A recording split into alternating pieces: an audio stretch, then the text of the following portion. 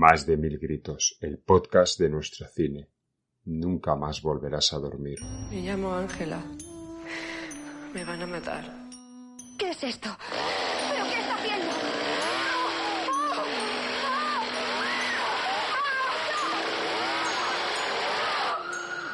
Ya va, tienen que parar esa máquina, ya ha causado demasiados daños. ¡Quieto, quieto! ¿Por qué no razona? Habla de muertos que resucitan, de canibalismo. Cosas que se dan de patadas con la ciencia. La ciencia se da de patadas con muchas cosas y a veces pierde. ¿Por qué? ¿Por qué has hecho esto? ¿Por qué lo has hecho? ¿Por qué? Dime, ¿por qué lo has hecho? ¿Por qué?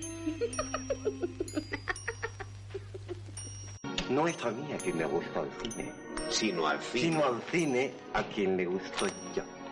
Y recuerda, en la península nadie puede oír tus gritos. Pablo, grábalo todo. Por tu puta madre.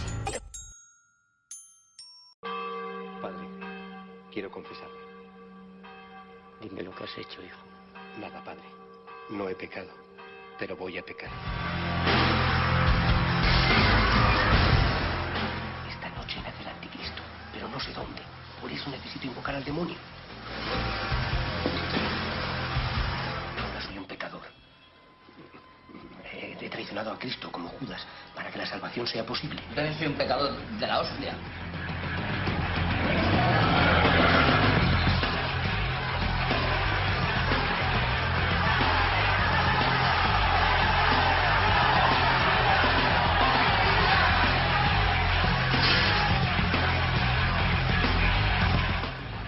Necesito tu sangre. ¿Qué? No toma, ¿eh?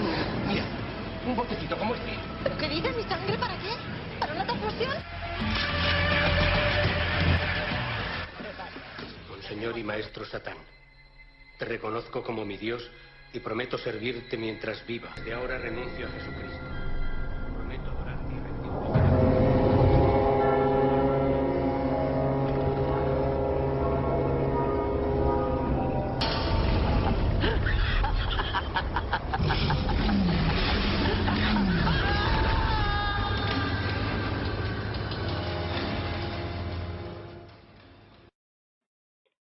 Muy buenas a todos y a todas. Estamos en un nuevo programa de Más de 1000 gritos y este programa es un especial de Navidad. Y claro, en un especial de Navidad no podíamos hacerlo con otra película que no fuera El Día de la Bestia, la película más navideña de nuestro cine.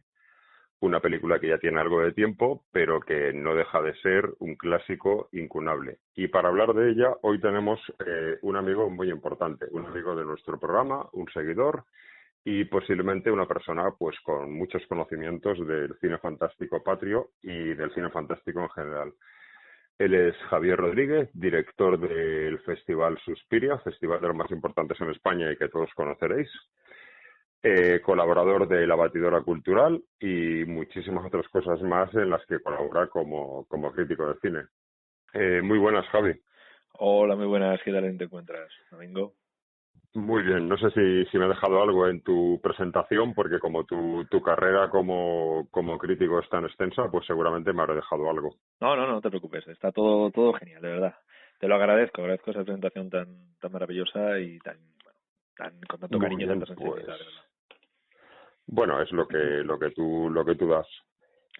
Bueno, El Día de la Bestia, una película que sin duda, aunque sea una película que es una mezcla de terror, de comedia, pero también es una película navideña. Por eso estamos ahora en estas Navidades tan extrañas, en estas Navidades tan de la nueva normalidad y tan poco normales, en las que, bueno, pues nuestros oyentes, como igual estamos confinados cuando estén oyendo este programa, que igual estamos con una cena de Navidad que no podemos hacer, pues vamos a hablar sobre esta película navideña, aprovechando también, valga el momento de decirlo, que vosotros en La Batidora Cultural, prácticamente al mismo tiempo que este programa está en el aire, estaréis haciendo un especial sobre esta maravillosa película. Sí, la verdad es que el año pasado se cumplió, este año, en 2020, se han cumplido los 25 años del estreno del Día de la Bestia y nos parecía totalmente necesario reivindicar una obra que dinamitó el género, ¿no? Que lo volvió a poner en el candelero, y que bueno, que fue una película para muchos, sobre todo a nivel generacional, para mí, supongo que también para ti, para muchos más, clarividente, ¿no?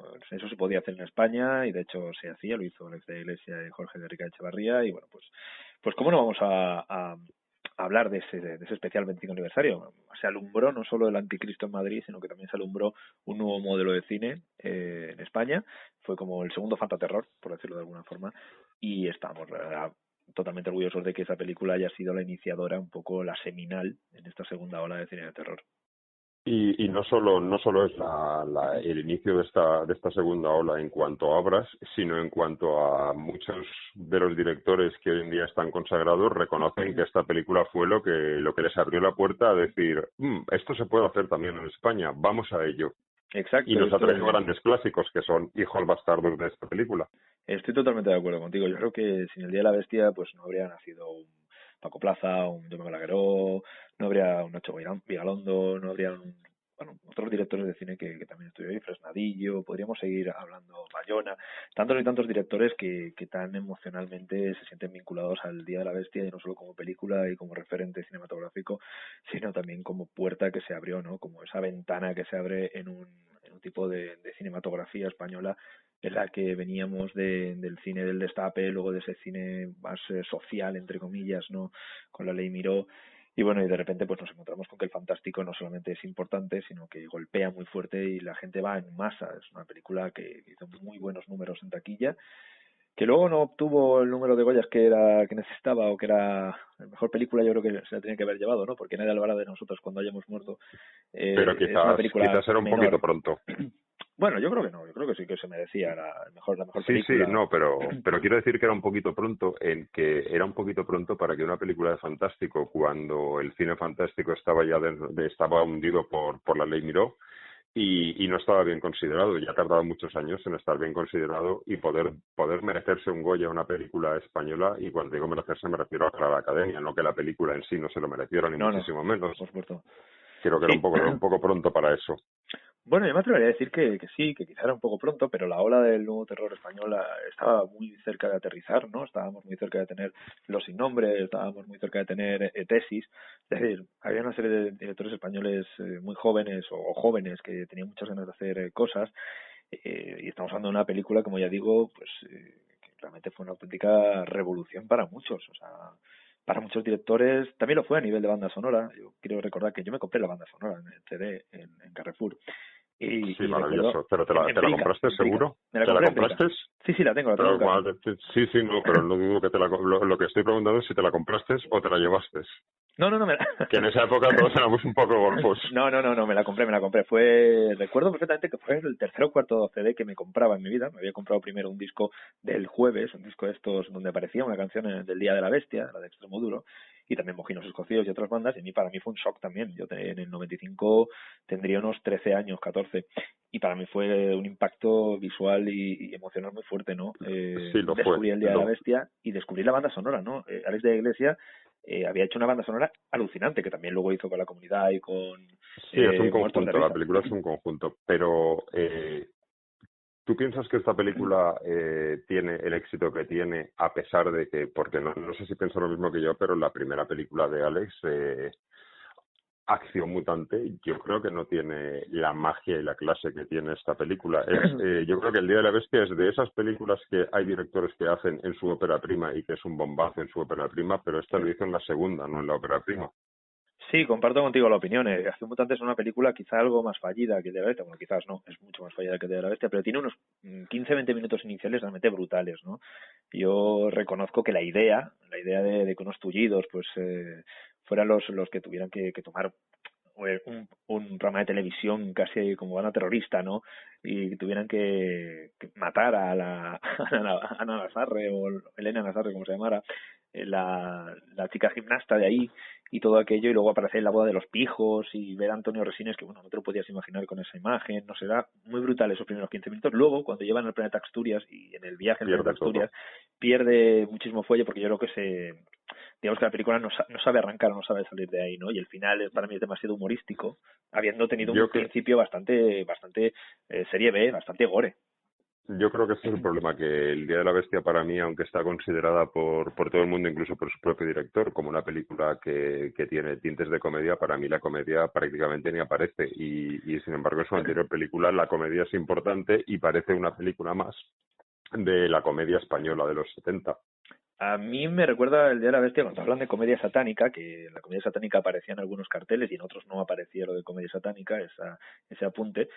Me parece que está en algunos puntos, pero en algunos puntos muy berlanguianos, es decir, algunos conceptos muy español y poco más. O sea, la película es una película seria, una película que te baja al infierno en Madrid, una película donde Madrid, como elemento arquitectónico y de ciudad, pues es parte más, un personaje más de la película, y eso Correcto, le da muchísimo rédito a la obra, ¿no? Porque vemos una Madrid siniestra. Estábamos muy acostumbrados a ver el edificio Dakota, a ver Madrid, Nueva York, a ver ciudades extranjeras como lugares casi infernales, lugares donde el apocalipsis era posible, y de repente las Torres Kio, las puertas de Europa, pues se transforman en el infierno, ¿no? No es aquel edificio Dakota de la Semilla del Diablo, por ejemplo, ¿no? Que es un lugar icónico, ¿no? Pero claro, Entonces, es algo más nuestro. Creo Es algo más nuestro, creo aunque yo. sí que tiene humor, como tú comentabas, o sí que tiene unas pequeñas pinceladas de humor. Yo creo que es una película terrorífica, ¿no? Hay escenas cuando el cura va a la pensión, ese lugar es lúgubre, es sórdido, ¿no? Está apuntalada la fachada, esos primeros 10 minutos, Alex de la Iglesia siempre ha sabido hacer muy bien las introducciones, las presentaciones, los créditos, y esos créditos iniciales son brutales, ¿no? El Ángel Berriartúa llegando a Madrid, encontrándose con policías que machacan a unos, un accidente de tráfico, una persona ahí hablando del fin del mundo, una cabra, o sea, es increíble ese inicio, ¿no? De venir de un pueblo que es un lugar apacible, bueno, positivo, donde nunca pasa nada probablemente, a una ciudad endemoniada, nunca mejor dicho, y donde todo es posible. Y a mí me parece que en ese punto la Iglesia triunfa mucho. Él ha dicho en alguna ocasión, creo recordar que incluso en la película, en el documental Herederos de la Bestia, decía que Barcelona es una ciudad muy ordenada y que Madrid le parece caótica, y que al ser tan caótica era muy fea y promovía ese aspecto casi diabólico. Pero respecto a esto estoy de acuerdo con lo que dices, pero yo que soy algo más mayor que tú, que en la época que se hizo esta película yo contaba ya 25 años, entonces digamos que yo ya vivía la noche de mi ciudad, que no es Madrid, es Valencia como la tuya, y el reflejo de esta ciudad tan sucia, tan oscura, con violencia, con droga, con prostitución que aparece, es lo que había en esa época, que hoy en día las ciudades son como más blancas, como más limpias, como todo más de un urbanizado mucho más elegante, pero eran así las ciudades, no solo Madrid, sino Valencia era así. No, llevas toda la razón. Es muy real. Hoy en día las ciudades son más asépticas, parecen un parque de atracciones de centro comercial, los centros de las ciudades, ¿no? Todas repetidas, con Ikeas, con Decathlon, con las mismas tiendas, Burger King, McDonald's. Al final es muy difícil disociar una ciudad de otra. Tienes toda la razón, pero también es cierto que Alex de la Iglesia se quedó maravillado, totalmente obnubilado con Madrid cuando llegó, y con Jorge Echevarría, porque al inicio de toda la película se iba a rodar en Sestao, que es un barrio de Bilbao, donde residía Alex de la Iglesia, y bueno, él, como eres una persona que en el 95 debía tener unos 20 y tantos años, había vivido la violencia de ETA en los 80 y vivía ese clima, ¿no?, de hostilidad que había en el País Vasco, y lo refleja muy bien en Madrid, ¿no?, porque se ve un clima verdaderamente de hostilidad con ese grupo de ultraderecha, ¿no?, que intenta, como creo que reflejan en la película Limpia Madrid, que intenta quemar o que quema, de hecho, y a mendigos, y tienen esa violencia, ¿no? Hay un momento muy violento en la película, violencia soterrada absoluta, que es cuando el profesor Caban sale del programa de televisión, va con el coche y para en lo que era un 7-Eleven, que la gente más joven no lo recordará, pero un 7-Eleven o lo que fuera, y va a comprarse unas botellas y tal, y de repente están muertos los trabajadores, están muerta la gente que iba a comprar, hay una violencia ahí como si hubieran pasado un tsunami de asesinos, y él entra, le deja las 1.000 pesetas o las 2.000 pesetas el dinero y se marcha como si aquello no fuera con él. Sí. Exacto. Esa es el reflejo de la sociedad. Exacto, es la convivencia de la violencia, que Alex de la Iglesia la hace muy muy natural, naturaliza la violencia en El Día de la Bestia de una forma totalmente, pues como lo digo, naturalizada, como algo corriente, como algo con lo que convives, ¿no? En El Día de la Bestia se mata a los Reyes Magos, se les tirotea, y no se sale del cuadro. Es decir, en otra película sería, bueno, una salida de tiesto que alguien matara a los Reyes Magos, ¿no? Porque quizá no venía a cuento, pero aquí todo estaba tan hilado en ese momento caótico, en ese momento todo vale, sí, que sí, todo porque valía. esa escena hoy en día no se rodaría. No, un momento tan una ejecución esquizofrénico. de los Reyes Magos hoy no se rodaría. Exacto. Y veo que tú eres demasiado muy fan de la película. Yo lo sabía, pero no sabía que eras tan fan como hasta el punto de que prácticamente puedes saberte la película de memoria. Y quiero aprovechar eso para hacerte una pregunta. Yo también soy muy fan de la película, aunque desde luego menos que tú por lo que veo. Pero, yo ya te digo, es la película que más he visto en mi vida. Eso también. No sé si has tenido la oportunidad de leer el libro que publicó la editorial Midos en la serie B sobre qué es el guión de la película. Sí, lo he podido leer. Y pues, a ver, yo lo compré hace poco, tuve la oportunidad de leerlo hace poco, y tengo que decirte que yo si no hubiera visto nunca la película, no la he visto nunca y cae en mis manos este guión, yo no querría ver la película. O sea, yo leo el guión y me parece que el guión es aburrido, pesado, extenso, mortecino, y luego, sin embargo, ves la película y tiene un ritmo que desde luego el guión no tiene. O sea, eso se llama magia rodando, que Alex lo hizo. Yo creo que influye mucho, Domingo. Yo recuerdo que voy a hacer una anécdota aquí que creo que recordarás también, y quizá algún oyente que es un poco más mayor y sobre todo que sea de Valencia. En Valencia hace unos años, en el festival, dentro del Festival Cinema Jove, se hizo un especial Alex de la Iglesia. Y en la NAU, creo recordar que era la NAU, me puedo equivocar, hicieron una exposición y mostraron los storyboards de Alex de la Iglesia. La verdad es que era increíble la exposición. Y recuerdo ver el storyboard, que también sale en el libro y que se pueden ver, y que hay en internet también imágenes. Y claro, darle movimiento, porque sabemos que Alex de la Iglesia, igual que Óscar Aíbar y otros grandes directores de aquella época, Óscar Aíbar, ahora hablaré de Óscar Aíbar porque me parece muy interesante también algo que sucedió en aquel momento, hacían unos storyboards porque venían del mundo del cómic. Alex de la Iglesia es un director de cine que viene del mundo del cómic y que viene del mundo del rol. Es decir, viene del mundo del juego de rol que en los 90, estoy hablando un poco como abuelo cebolleta, en los 90 estaba eclosionando. Bueno, a finales de los 80 estaba eclosionando en España, sobre todo en Cataluña y en el País Vasco, ¿no? Y en Madrid, claro. Y había muchos juegos de rol, había muchos másteres, y aquí se empezaron a editar Dragones y Mazmorras y otros juegos, ¿no? Y Alex de la Iglesia estaba muy metido en todo eso. Yo recomiendo un artículo de Shataka, creo que se llama la página, que habla de esto, ¿no? De su vertiente rolera. Claro, todo eso se ve en la película. En realidad es un gran juego de rol, ¿no? Es un gran juego de rol donde un personaje tiene que conseguir terminar con el diablo y de forma quijotesca, porque consigue a su Sancho Panza particular, que es Santiago Segura, y luego a ese medium, ¿no? A ese medium ya descreído y que ya, pues ya no cree en nada y que está en el mundo del show business y que es reemplazable, porque realmente al final de la película lo reemplazan por Belgrano Wyoming. O sea, que es una persona, una especie de, no sé, de Jiménez del Oso, versión 2.0, ¿no? Y entonces... Sí, una mezcla de Jiménez del Oso y Iker Jiménez. Sí, una mezcla, pero muy estrambótica, ¿no? Yo me atrevería, más que Iker Jiménez, me atrevería a decir incluso Rapel, ¿no? Con esos pantalones de cuero brillantes, con esa mano, ese colgante con una mano ahí, con esos libros realmente psicotrónicos. Bueno, pues estos tres personajes, que en realidad son tres personajes de juego de rol, tienen que jugar una partida y el tablero de la partida es Madrid, ¿no? Y en Madrid pues hay diferentes puntos. Está la casa de uno de los personajes, luego está la casa del otro, luego tienes que conseguir la sangre de una virgen, que eso es muy de juego de rol, y luego hay que conseguir ir al infierno, ¿no? Que es la sala de conciertos, y luego por último tienes que enfrentarte al demonio en un espacio o en el último nivel donde, pues bueno, tienes que salvar a alguien y enfrentarte al demonio, ¿no? Y luego, si todo lo consigues, pues tienes una recompensa, ¿no? Que en este caso es el ostracismo, el ostracismo absoluto, pero sí, está ahí. Un juego de rol que si esta película se rodara a día de hoy y le dejaran rodarla, como tú bien comentas, todo lo que la lleva tendría un cómic, aunque lo tiene, pero es un cómic que no se ha llegado a publicar más que por fascículos en un coleccionable, no en un libro. Tendría un videojuego incluso, podría haber tenido, y tendría, por supuesto, un juego de rol, porque es todo eso. El Día de la Bestia hoy en día, si se estrenara, y yo espero que esto suceda y lo sueño muy a menudo, y creo que Alex de la Iglesia también, el día que el Día de la Bestia esté en Netflix va a ser un pelotazo mundial. O sea, lo ha sido Voces, esta semana lo fue Verónica, y son dos películas que no hubieran salido, hubieran tenido muy complicado una distribución de verdad fuerte. Yo no digo que Verónica no tuvo una distribución fuerte, sí que la tuvo en cine, pero no hubiera llegado al mismo número de personas. El Día de la Bestia se puede convertir en un fenómeno mundial, porque mucha gente descubrirá una película que bueno, que tuvo su recorrido a nivel internacional, pero que no llegó quizá a penetrar tanto en el fanático del terror o en el menos fanático del terror, ¿no? Siendo una de las mejores películas del satanismo. Siendo una de las mejores películas del satanismo.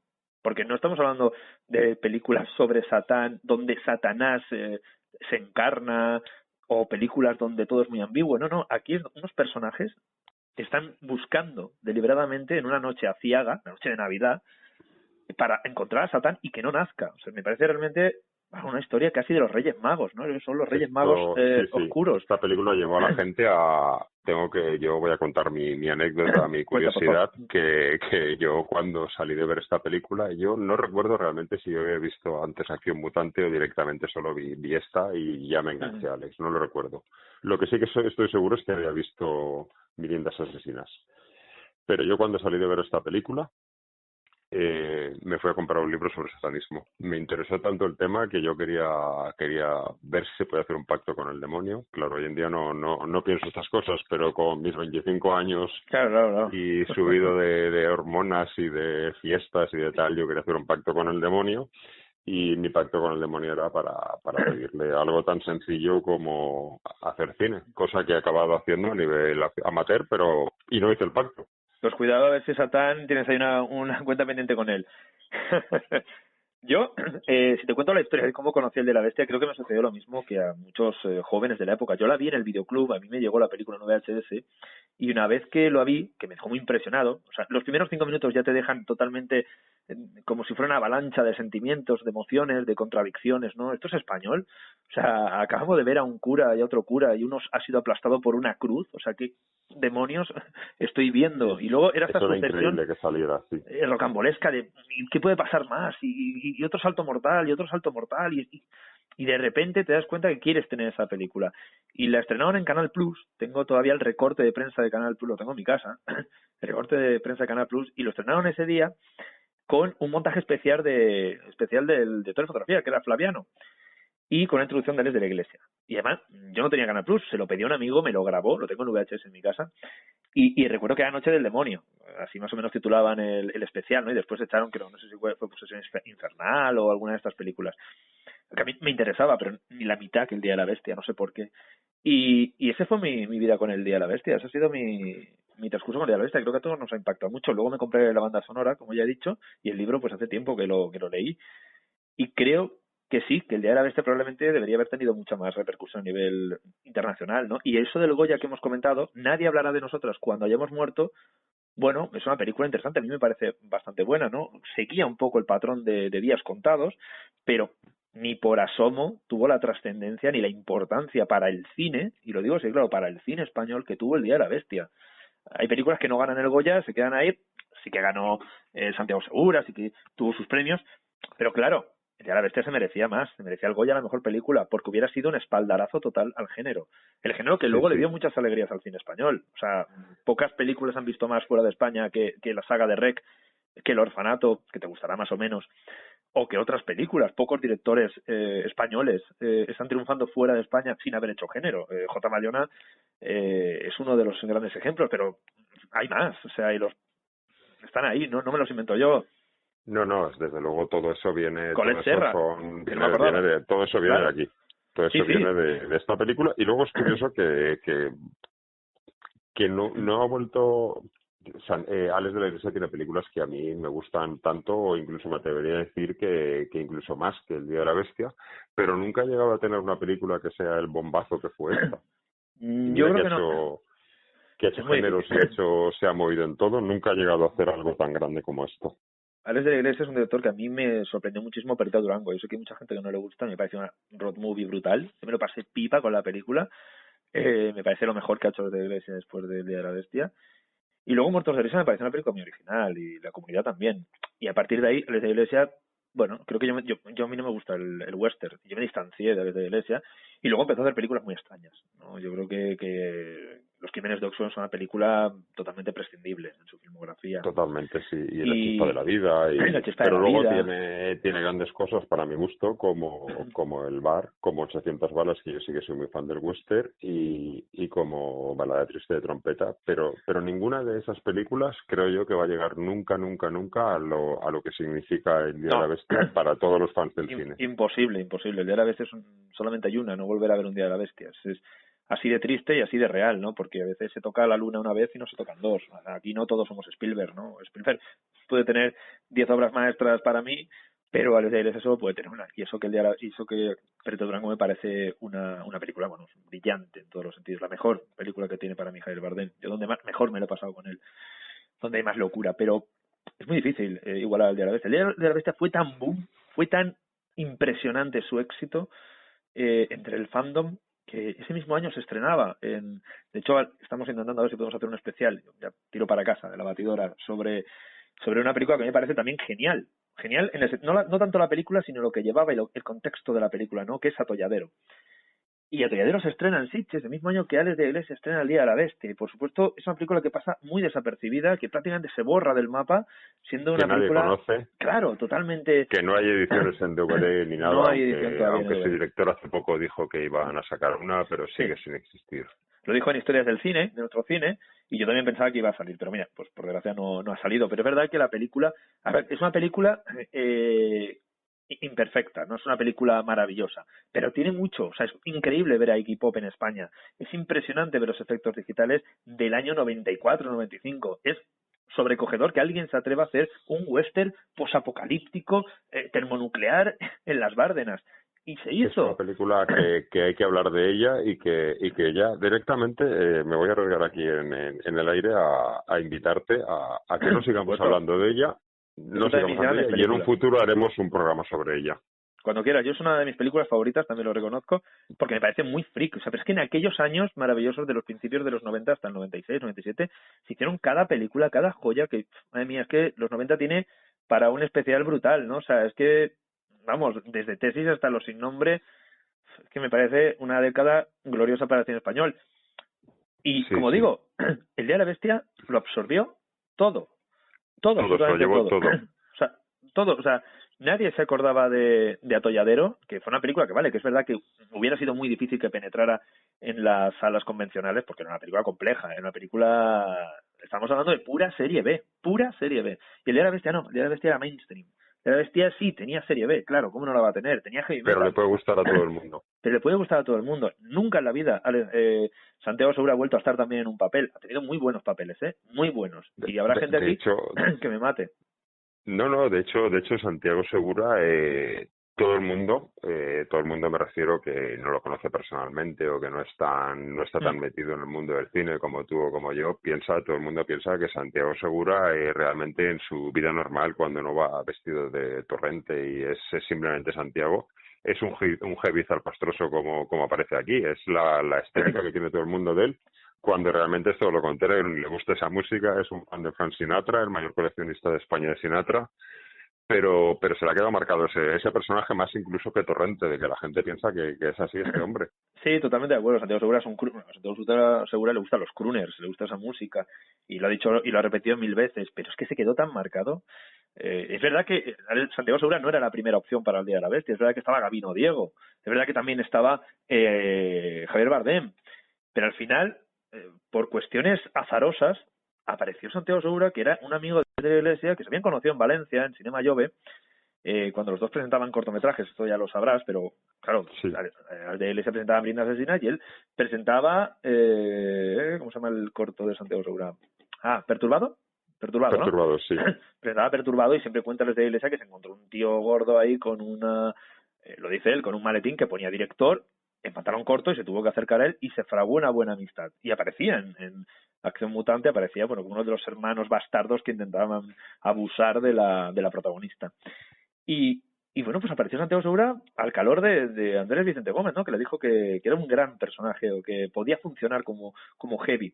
Y fueron construyendo el personaje, porque al final... Y no sería la misma la película sin él. No, pero es que no sería lo mismo sin Terele Pávez. Pero es que no sería lo mismo sin Nathalie Seseñe. Es que no sería lo mismo... Sin Armando de Raza, sin ese Armando de Caban Raza. que es impresionante. Exacto. ¿Cómo iba a ser lo mismo esa pinta que tiene de no sé de qué, tú antes lo definías como un tipo estrambótico y extraño. Pero vamos, tengo que decirte que yo en esa época llevaba perilla vestida un poco así de negro y me llamaban mis amigos. Pero es súper estrambótico y Alex Angulo, yo creo que siendo uno de los grandes de nuestro cine, creo que tampoco ha estado nunca tan grande como el padre Beriatúa. Nunca ha vuelto a estar tan grande como el padre Beriatúa. O sea, Ares de la Iglesia hizo algo que es impresionante. He dicho impresionante muchas veces, pero es verdad, es algo que además fue muy novedoso, muy original. Ares de la Iglesia se atrevió a poner a un curita de 1,65, apocado, débil, que no había salido nunca de sus estudios, se atrevió a enfrentarlo al demonio y se atrevió a que viniera a Madrid y a que sus compinches fueran como ya hemos dicho, un parapsicólogo alucinado y descreído y un heavy medio tonto, botarate, pero con muy buen fondo, ¿no? Es que incluso la tienda de discos donde estaba Santiago Segura me parece brillante, que es era una tienda de verdad, de heavy metal de Madrid, que ya no existe. Es que todo, o sea, todo lo que envolvía el Día de la Bestia era tan sorprendente, tan novedoso, no se había hecho nunca. Yo supongo que Andrés Vicente Gómez, cuando recibió el guión, cuando hablaron del guión, debió quedarse muy sorprendido, porque era más fácil vender esto fuera de España que dentro, porque habían pasado muchos años, esto hay que recordarlo, Domingo, desde que triunfaba aquí Paul Nassi, desde que triunfaba Mando de Osorio, desde que Piquer Simón se atrevía a comenzar a hacer algo de fantasía, pero nunca se había hecho nada tan serio como el Día de la Bestia. Tan serio, ni tan sucio, ni tan bien. Ni tan bien. Ni se había llegado a tanto público. Exacto, porque y luego tocar dentro... Dime. Dime, sigue tú. No, pero decirte que es verdad que al final todo lo que hemos mencionado, Sus Franco, todo lo que hemos mencionado, al final mucha gente los vinculaba con la serie B y nadie vincularía el Día de la Bestia con la serie B. La vincularían como una película con entidad de serie A. Es decir, nadie diría que es una doble proyección, o que es una película de bajo presupuesto, o que es película de videoclub, o que es lo que se llamaba antes un direct to video. No, es una película de verdad. Nada. Y yo creo que eso le influye que las películas que comentamos de esos 70 y 80 eran películas de género y punto. Esto es una película de género, pero toca temas sociales, la violencia, la política, la telebasura, toca todos los temas sociales de ese momento y eso lo hace que sea una película más vistosa, más palpable para todo el mundo. Totalmente. Y ha conseguido algo que yo creo que no ha sucedido en muchas películas. Es decir, si ahora mismo nos pusiéramos a recordar, solamente recuerdo, y esto es triste, pero es así, lugares, espacios públicos o privados que sean míticos, ¿no? Y que la gente vaya a hacerse fotografías y que cuando pases por ahí te sientas, sientas ese cosquillo de, aquí se ha rodado, o este lugar es pocos, la puerta de la Casa de Rec en las Ramblas de Barcelona, y por qué no decirlo, el pedazo de neón de Sueps. O sea, todo el mundo que hemos pasado por Madrid o que hemos ido alguna vez a la Gran Vía y vemos ese neón, o sea, enseguida lo reconocemos como del Día de la Bestia. O sea, que Alex de la Iglesia haya conseguido... ahí por eso. Exacto. Que la Puerta de Europa o que el edificio Carrión, que es donde se hacía la película, y con ese neón de Sueps, se hayan transformado en iconos del cine español, es sorprendente, porque no hay más. O sea, o yo no recuerdo tantos. O sea, no hay más. Yo creo que hay los que tú has dicho, que yo los he visitado los dos. De hecho, el de Suez lo visité este año, a principios, en enero, que estuve en Madrid, y me fui al Corte Inglés, que hay justo enfrente, en el que la cafetería está justo enfrente del cartel y donde puedes tener una fotografía preciosa. Y el edificio Rec, yo creo que son los dos lugares más míticos de nuestro cine, porque los demás son cosas más olvidadas por todo el mundo, incluido por los fans como tú y como yo. Sí, podremos pensar que alguna película puede ser interesante y tal, pero no. Que el edificio Sueps, digamos que el edificio Sueps concita todos nuestros pensamientos y sueños, y el imaginario español del terror está en ese edificio, en el edificio Carrión, en ese neón, en ese momento de escapar del demonio, que es tan parecido a una escena en el Empire State Building, o en las Torres Gemelas, o en la Estatua de la Libertad. O sea, que es tan icónico que verlo te sitúa en ese Madrid, ¿no? A mí... Sí, te lleva a la película, te sientes, cuando ves ese cartel, te sientes parte de ella.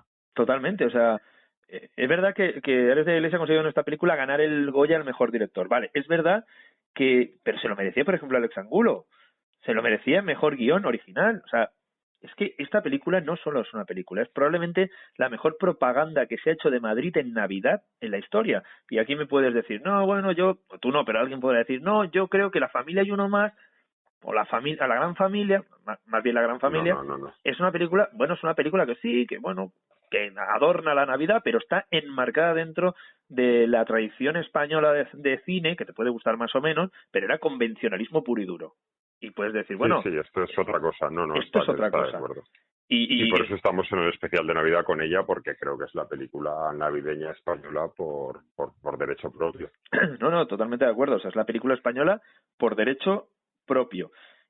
Y bueno, aunque, como ya he dicho, podemos decir que hay mucha gente que piense que la película por derecho propio son aquellas, no voy a utilizar la palabra españolada porque no me parece justa, pero películas como La gran familia, que es una gran película y que además aparece la Plaza Mayor como un elemento navideño, o películas como Vente a Alemania Pepe o cosas de esas, pero es que ninguna tiene la potencia visual que tiene El Día de la Bestia. Y si me apuras, para Navidad también me quedaría con un cuento de Navidad de nuestro querido y vecino Paco Plaza.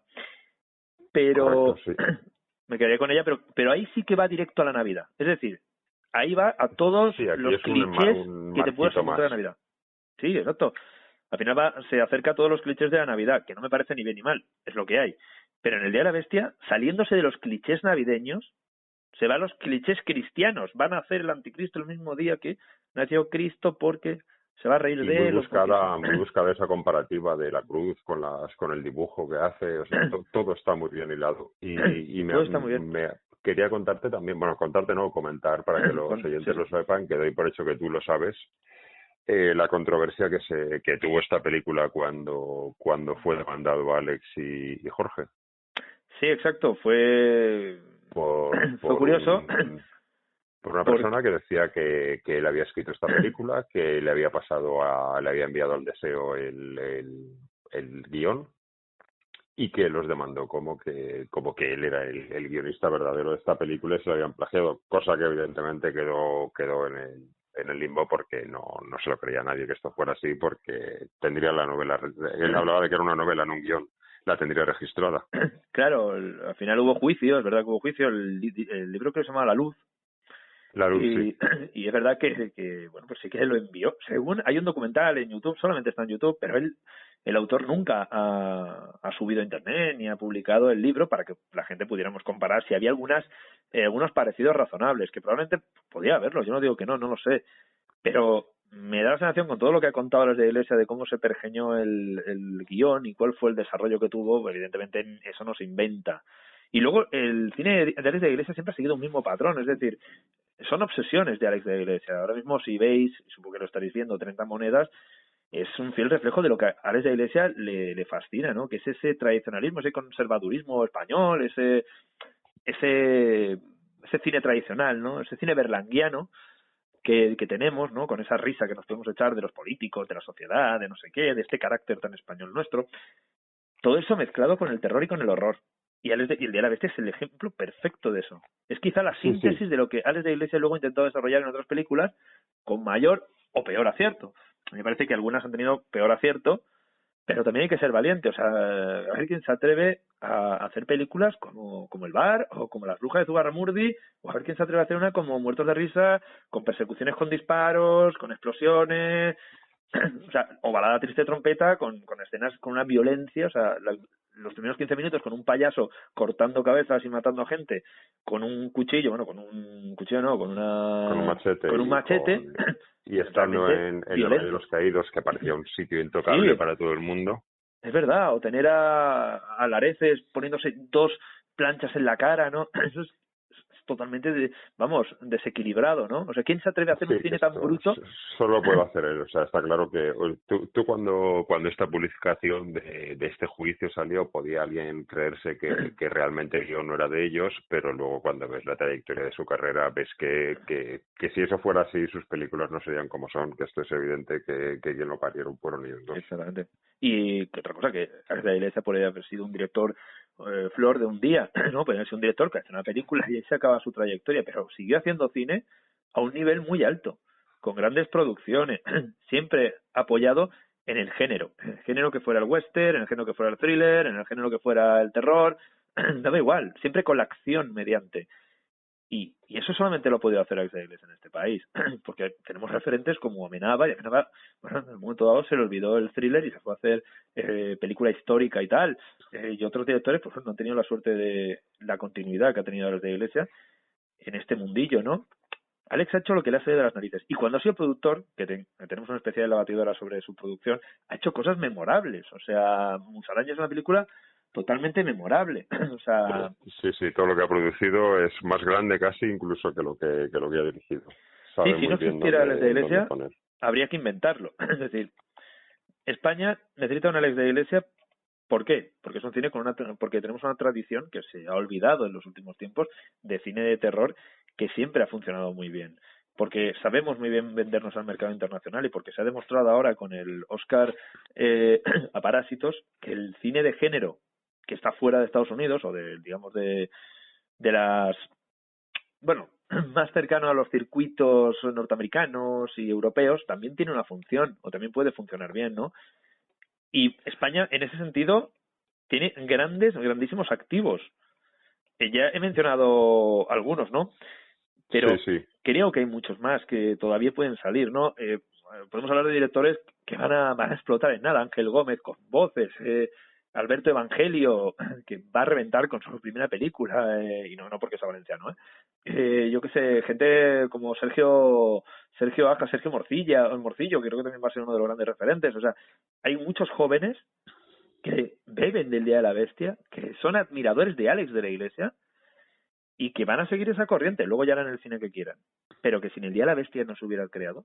Estoy totalmente seguro que no estaríamos y tampoco sin el Día de la Bestia tampoco existirían cosas, no nos estamos centrando demasiado en directores, pero no existirían cosas como un valenciano que se llama Javier Rodríguez, que tiene un festival de cine y trabaja en un blog y demás. O sea, ese tipo de cosas de gente que se dedica a blogs, a escribir en prensa, todo este tipo de cosas, también bebéis de esa corriente, no solo quien se ha dedicado a hacer películas como director. Todos bebemos esa corriente, o sea, el Festival de Sitges es quizá el gran bebedero para todos, ¿no? Porque al final, que el mejor festival de cine de terror del mundo, esté en España, es algo con lo que podemos estar realmente muy orgullosos y muy contentos. Pero no teníamos una industria de cine de terror detrás que sostuviera todo aquello, ¿no? Había cosas muy buenas. Me acuerdo a finales de los 90, a principios del 2000, que tú recordarás, apareció Escoria Films, aparecieron cosas, Adrià Cardona, gente que regresaba al cine gore, que había triunfado mucho a mitad de los 90 en Europa, sobre todo con el ultragore alemán, pero nos faltaba género. Siempre nos ha faltado género en España, siempre nos ha faltado género. Y cuando ha habido género, Malasaña 32, la que sea, la gente ha ido, los fans se han volcado. Y ha habido una repercusión a nivel de prensa y a nivel de blogs, porque hay mucha gente que le gusta el género, ¿no? Y eso es así. Por desgracia ahora yo creo que estamos en un momento, o por suerte, en el que hay mucha gente que puede acceder a hacer películas, a realizar, a rodar y a digamos, intentar levantar proyectos. Pero también es cierto, y esto es así, que todavía hay una reticencia bastante grande por parte de las grandes productoras, del público general, de la prensa, a acoger el cine de género. Un ejemplo clarísimo ha sido el candidato al Oscar a mejor película habla inglesa, o como se llame ahora, ¿no? Yo no tengo nada en contra de ¿cómo se llama? La trinchera infinita. La trinchera infinita, no tengo nada en contra de ella. Me parece una película, que está muy bien y tal, pero la repercusión internacional que ha tenido El Hoyo, el premio de Sitges, no lo va a tener. No lo va a tener, o sea, hubiera sido, y habíamos tenido una gran oportunidad de poder demostrar fuera de España, ya sea los Oscars o la gente que lo pueda ver, que en España no es un país de pandereta y que se pueden hacer cosas diferentes Pero el problema de eso, Javier, es que ni siquiera, claro, voy a apartar de momento a los fans más férrimos del género, pero en general en España se tiende a no creer en nuestro cine. Cuando ves una película buena, y me atrevería a decir que posiblemente la primera película que acuñó este término fue El Día de la Bestia, hay mucha gente que ve películas y dice, pues está bien, no parece española. Exacto, ese es un concepto y es ¿Qué tú un dices? comentario Sería, demasiado... pero que quiere decir que no parece española, que como es buena no puede ser española, es un concepto ridículo y que está demasiado metido en nuestro país y que posiblemente El Día de la Bestia fuera la primera película que la gente empezó a decir, no parece española. Es que no parece española, eso era una de las cuestiones que se hablaba en los 90. Es que no lo parecía, es que tú veías a Tolladero y no parecía española. Es que tú de repente estabas corriendo por los pasillos de la Facultad de Ciencias de la Información con Ana Torrent y pensabas que no era español. Es que es así, es que tú estabas dentro de esa casa con, ¿cómo se llamaba? Con Carra Lejalde hablando por teléfono y dices, es que no parece española, es que no lo parecen esas películas, no parecen españolas. Se estaba haciendo un cine que aquí yo no había visto nunca. Yo me tenía que haber ido cuando era joven a ver las de Paul Nash y tal, que eran películas muy buenas, pero que bebían directamente de la Hammer y tal, no todas, pero al final, pues aquí en España tampoco se veía ese cine, o sea, aquí se veía el cine de barrio, mi madre, no sé lo que haría tu madre, pero la mía por lo menos, hacía y sigue haciendo. Yo me vi todas las de Concha Velasco, todas las de Alfredo Landa, todas las de Paco Martínez Soria, me las conozco, también las de Pajar y Esteso, les tengo mucho cariño, les tengo cariño y las reivindico como parte de la cultura española, no las desprecio como hacen otras personas, pero es verdad, y yo no sabía, cuando tenía 12, 14, 13, 15 años, que existía Mando Osorio, que existía Paul Nash, sí, pero que existía Juan Piquet Simón, y era de Valencia, imagínate, y dirigía La Mostra en aquellos años. Yo no lo sabía. ¿Por qué? Porque no había ventanas. Pero ¿sabes lo grave de eso? Que tú con 13 años no lo sabías, pero seguramente un niño alemán, inglés, francés o estadounidense sí que lo sabía que existían. Sí. Porque siempre tiene más repercusión allí que aquí. ¿Que no le pondría nacionalidad? Pues seguramente no le pondría nacionalidad. Probablemente. Pero saber que existían lo sabían. ¿Y por qué? Porque allí se veían esas películas. Aquí en España es que no se veía. Es que aquí tú, viendo cine, lo máximo que veías eran las películas almodovarianas. O sea, veías en las películas de Almodóvar o las películas de aquello que se llamó la nueva comedia madrileña o la comedia madrileña, que era cine, bueno, no voy a entrar aquí en detalles, pero bueno, había muchas como Bajarse al Moro, tal, y era lo que había. No había más, Boca a Boca, películas de esas, las recuerdo un poco a bote pronto, ¿no? Pero era lo que había. Y ese cine madrileño, ese cine español, que eran comedietas, Cha Cha Cha era más antigua, más muy nueva, pero bueno, pero ese tipo de cine era el que llenaba las salas. Y luego estaba el otro, el de la Guerra Civil, y luego estaba el de los dramones. Y ya, el de los dramones. Está. Eso es y lo ya que está. había. Creo que a todos nos dejó con el culo torcido y nos dejó totalmente tarambanas. A mí por lo menos me lo dejó cuando de repente vi, ostras, me acabo de comer dos películas súper raras de Juan Mamajo Ulloa, a las de Mariposa y ¿cómo se llama la otra? La Madre Muerta. Y La Madre Muerta, y de repente me vi Airbag y dije, hostia, ¿qué coño es esto? O sea, perdonad el adjetivo, pero me sorprendió, porque dije, hostia, es que, ¿qué es esto? Me acabo de comer una película que yo no la encuadro en lo del Día de la Bestia, porque fue anterior, quiero recordar, pero aún así no es una película, una comedia española con muchos tiros y tal, pero que no creo que llegue ni en la mitad del nivel del Día de la Bestia. Pero aún así fue un boom, fue como decir, ostras, un director tan intensito como era Bajo Ulloa, de repente me hace esto en España, qué valiente. Sí, fue una época de cine muy valiente. También te comento una cosa que leí hace tiempo, no sé si es verdad, pero vamos, lo leí hace tiempo, que el 28 de diciembre del 2011, el Día de los Inocentes en España, se empezó a mover por internet un rumor de que Hollywood había comprado los derechos para hacer un remake de El Día de la Bestia, que menos mal que no se hizo, porque hubiera sido un estropicio seguro. Bueno, se hizo un remake de Rec y yo pues me sigue dando igual que se hiciera Quarantine. Para mí no hay otra como Rec y yo creo que la original pues es totalmente superable, ¿no? Yo voy a decirte una cosa que no sé si convendrás conmigo y espero que convengas. Para mí 3 momentos desde el Día de la Bestia, 3 películas que marcan el camino del cine de terror de diferentes generaciones, ¿no? Sí. Yo creo que la primera es el Día de la Bestia, con todo lo que conllevó aquello, que también hubo una época ahí de cine muy muy reivindicativo, con aquello de Todos a la cárcel, Solas, La buena estrella, todas aquellas películas Barrio, todos aquellos que son posteriores. Luego creo que hay otro corte generacional que es Rec. Yo personalmente pondría también Los sin nombre, pero siendo más objetivo, creo que Rec es el siguiente corte generacional a nivel de cine de terror en España. Y el tercer gran corte, y del que me siento muy orgulloso, es de Verónica. son las 3 grandes películas de terror que han habido en España, o de género, como lo quieras llamar, que han marcado puntos de inflexión, porque luego podemos tener verdaderas joyas en medio. Estoy de acuerdo contigo en parte, porque aunque adoro Verónica y es una película a la que le tengo mucho aprecio y me parece que es una de las películas, no que sea la mejor de las mejores películas que he visto, pero sí de las mejor dirigidas. Me parece una película grandiosa, pero para mí estoy de acuerdo en que son 3 películas las que crearon un cambio en el cine español. Coincido contigo en que la primera fue El Día de la Bestia. Para mí la segunda fue Tesis, que hizo un cambio también de que la gente se girara que yo creo que Tesis lo que hizo, todos sabemos El Día de la Bestia todos sabemos lo que hizo, que fue que la gente se fijara en que eso se puede hacer aquí, pero pienso que Tesis lo que hizo es que los fans del cine de terror que no veían cine español porque ya parecía que estaba muerto, empezamos a ver cine de terror español. Y la tercera para mí es, por supuesto, Rec, que fue el cambio que hizo que todo el mundo, ya no los fans del terror, sino mi madre, viera cine de terror. Yo coincido contigo en que probablemente pues sea Tesis la tercera pata de esta triada, ¿no? Pero por tiempo, yo lo he dicho por tiempo generacional, ¿eh? Porque Tesis porque Tesis y El de la Bestia se estrena en el 96. Claro, entonces es muy difícil que 2 películas, yo creo que por eso tampoco pongo a Los Sin Nombre, que fue de 96, 97, no me acuerdo exactamente qué año fue. Y que a mí me parece la gran película de terror de los 90, porque ahí sí que hay terror. El Día de la Bestia no es tanto terrorífica.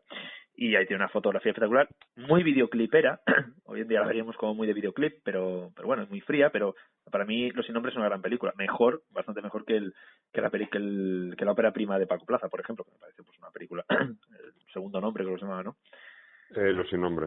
Pero el segundo nombre. El segundo nombre, me parece una película bastante floja y bastante heredera de Los Sin Nombre, que al final era el mismo escritor, eran 2 adaptaciones del mismo escritor. Bueno, pues lo que quiero decir con esto básicamente es que yo creo que marcaron ese camino, ¿no? Luego podemos hablar de si, y esto lo he discutido con algún amigo, con Isaac, te mando un abrazo muy grande, si El Orfanato pudo estar también ahí, no porque fuera una gran película, que ya ahí tiene que haber su reserva, sino por lo que supuso a nivel de ventas y sobre todo porque fue una película fue un boom.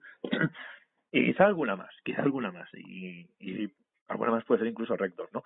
Pero poco más, ¿eh? Es que en estos años no hemos tenido grandes eventos de cine de terror. O sea, a mí me cuesta encontrarlas. Dale tiempo a Voces, que yo creo que a Voces le va a pasar lo mismo que le pasó en su día a Verónica, que sabes que Verónica fue una película que aún es muy buena, pero su paso por taquilla fue algo modesto hasta que llegó a Netflix y ahí fue donde reventó porque la vieron en más países. Pero es verdad que yo creo que a Voces le va a pasar lo mismo. Que a día de que se está grabando esto, creo que está el 5º del mundo, o el 4º del mundo Voces, en Netflix. O sea, eso es un pelotazo, es un exitazo y es increíble, ¿no? Pero es verdad que yo creo que de Ángel vamos a ver cosas mucho mejores que Voces, ¿eh? Porque creo que es un director ascendente, es un director que va a hacer cosas increíbles, ¿eh? en el futuro. Ya lo hizo los cortos, sus 2 cortometrajes que yo he visto, sobre todo Behind, no es que sean cortos, es que es una auténtica pequeña obra maestra. O sea, pocos cortos de terror a mí me han generado tanto miedo, ¿no? Y han pasado tanto. Los seguidas son maravillosos. Exacto, y son cortos que van a pasar a la historia, pero al igual que pasaron a la historia, pues el de Nacho Cerdá, ¿no? No me acuerdo cómo se llama el de Nacho Cerdá, los de la trilogía de la muerte. Sí, la trilogía que dentro de la trilogía de la muerte, pues yo me quedaría más con el mediometraje este de Aftermath, que me parece una cosa insólita en la filmografía española, totalmente. Y bueno, por lo que digo, o sea, no hay tanto cine de terror en España, el que hay es extraordinariamente bueno, y lo digo así, extraordinariamente bueno, porque es sorprendente que con pocos recursos, con menos público, con un público que tiende a llamar a todo españolada, te atrevas a hacer un Malasaña 32, que sabes que en otro país sería serie B o sería película así un poco de para plataforma, y aquí te atreves a hacerla, y te atreves a hacer películas raras de cojones, como por ejemplo la de Matar a Dios, con 4 perras, y te atreves a hacer esas cosas, y te atreves a hacer algo que... Voy a dar una cosa, voy a comentar una cosa que me gusta convenirla contigo dentro del Día de la Bestia.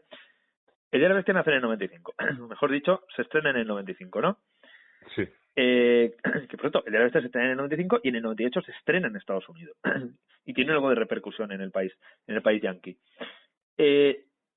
Años después, de repente hay un boom del cine español, del cine de terror juvenil, que a mí me sigue pareciendo, y ya sé que mucha gente lo odia, maravilloso.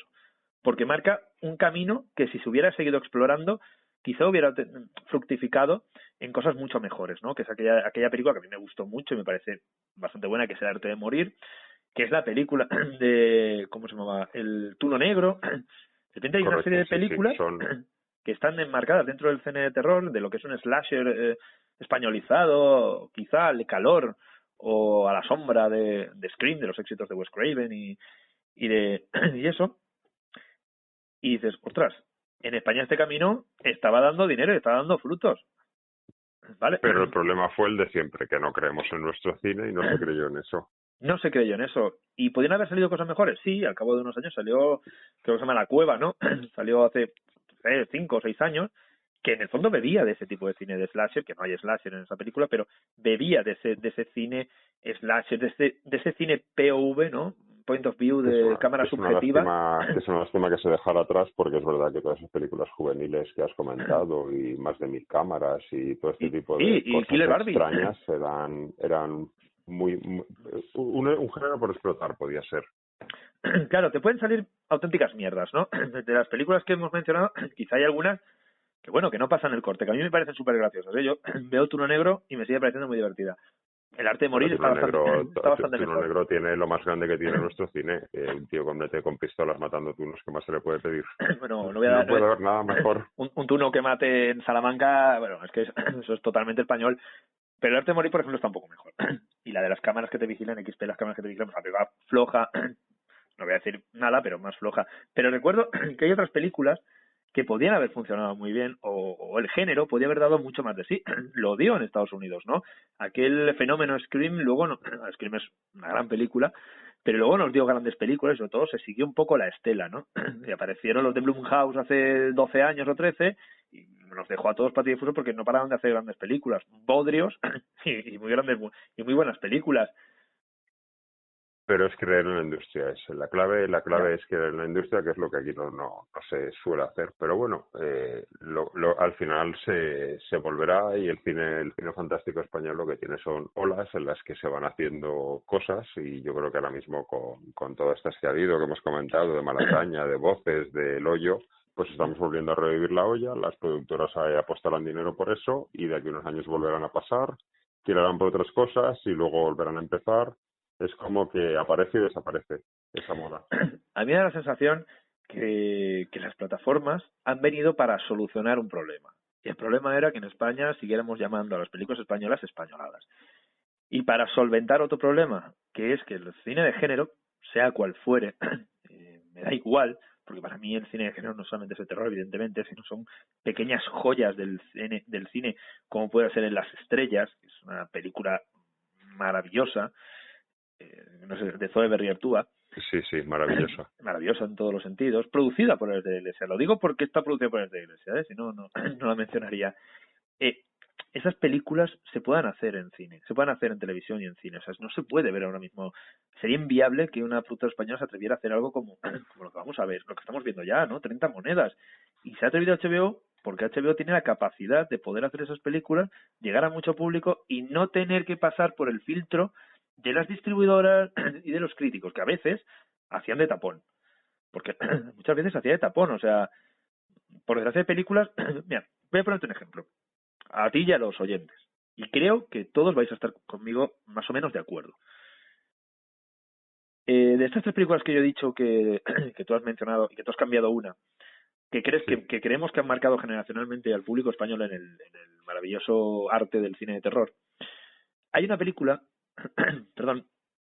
hay una película que quizá merecía mejor suerte, y que es esa pequeña obra de culto que ha pasado tan desapercibida, que se rodó 2 años después del Día de la Bestia, y que quizá por comparación o por estar tan cerca del Día de la Bestia no funcionó. Y es una vez más lo que nos sucedió en el cine español. Nos estamos perdiendo grandes películas porque pensamos que son españoladas o porque el género es una porquería. Estoy hablando, como no, de Memorias del Ángel Caído. Una gran película, súper olvidada. Probablemente una de las mejores películas de terror que se ha hecho en España. Muy realista, con un terror más tradicional, más convencional, más familiar, con ese terror que supura de la realidad a la ficción, ¿no? Que no necesita grandes alardes ni alaracas.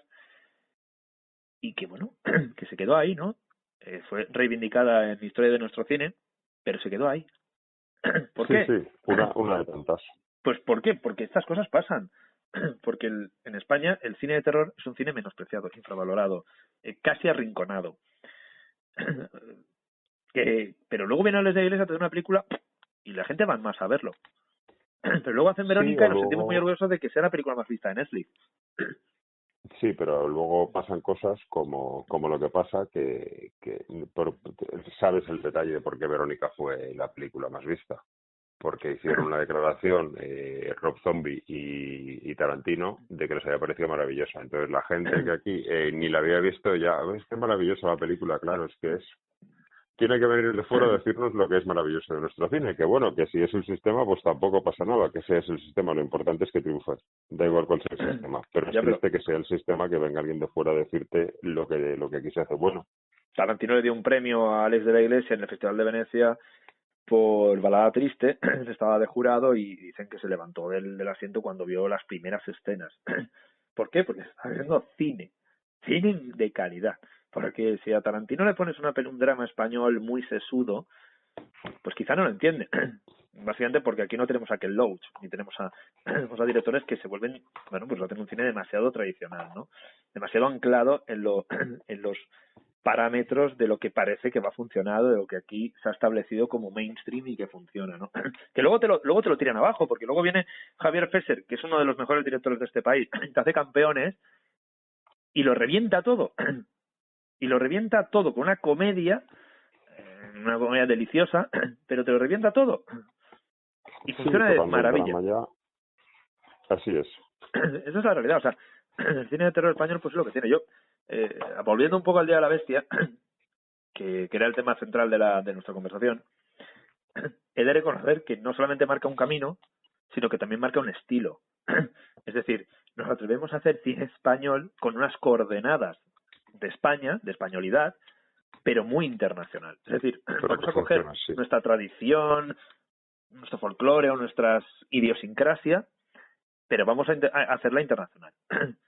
Vale, vamos a dejar de vender el producto local o a nivel interno y vamos a intentar que el producto lo puedan entender en Corea del Norte pues es complicado, en Corea del Norte. Eso es lo que yo creo que también es uno de los grandes baluartes del Día de la Bestia, ¿no? Que consigue que todo el mundo pueda conectar con esa película. Porque habla de un tema universal que es el demonio. Porque habla de otro tema universal que es el ser humano intentando que el demonio no triunfe. Que es el bien contra el mal. Que es la típica historia homérica, ¿no? Tan 1000 veces repetida, ¿no? El crecimiento del héroe o la creación del héroe, ¿no? Que lo hemos visto en Star Wars, en todas las películas del mundo americanas, ¿no?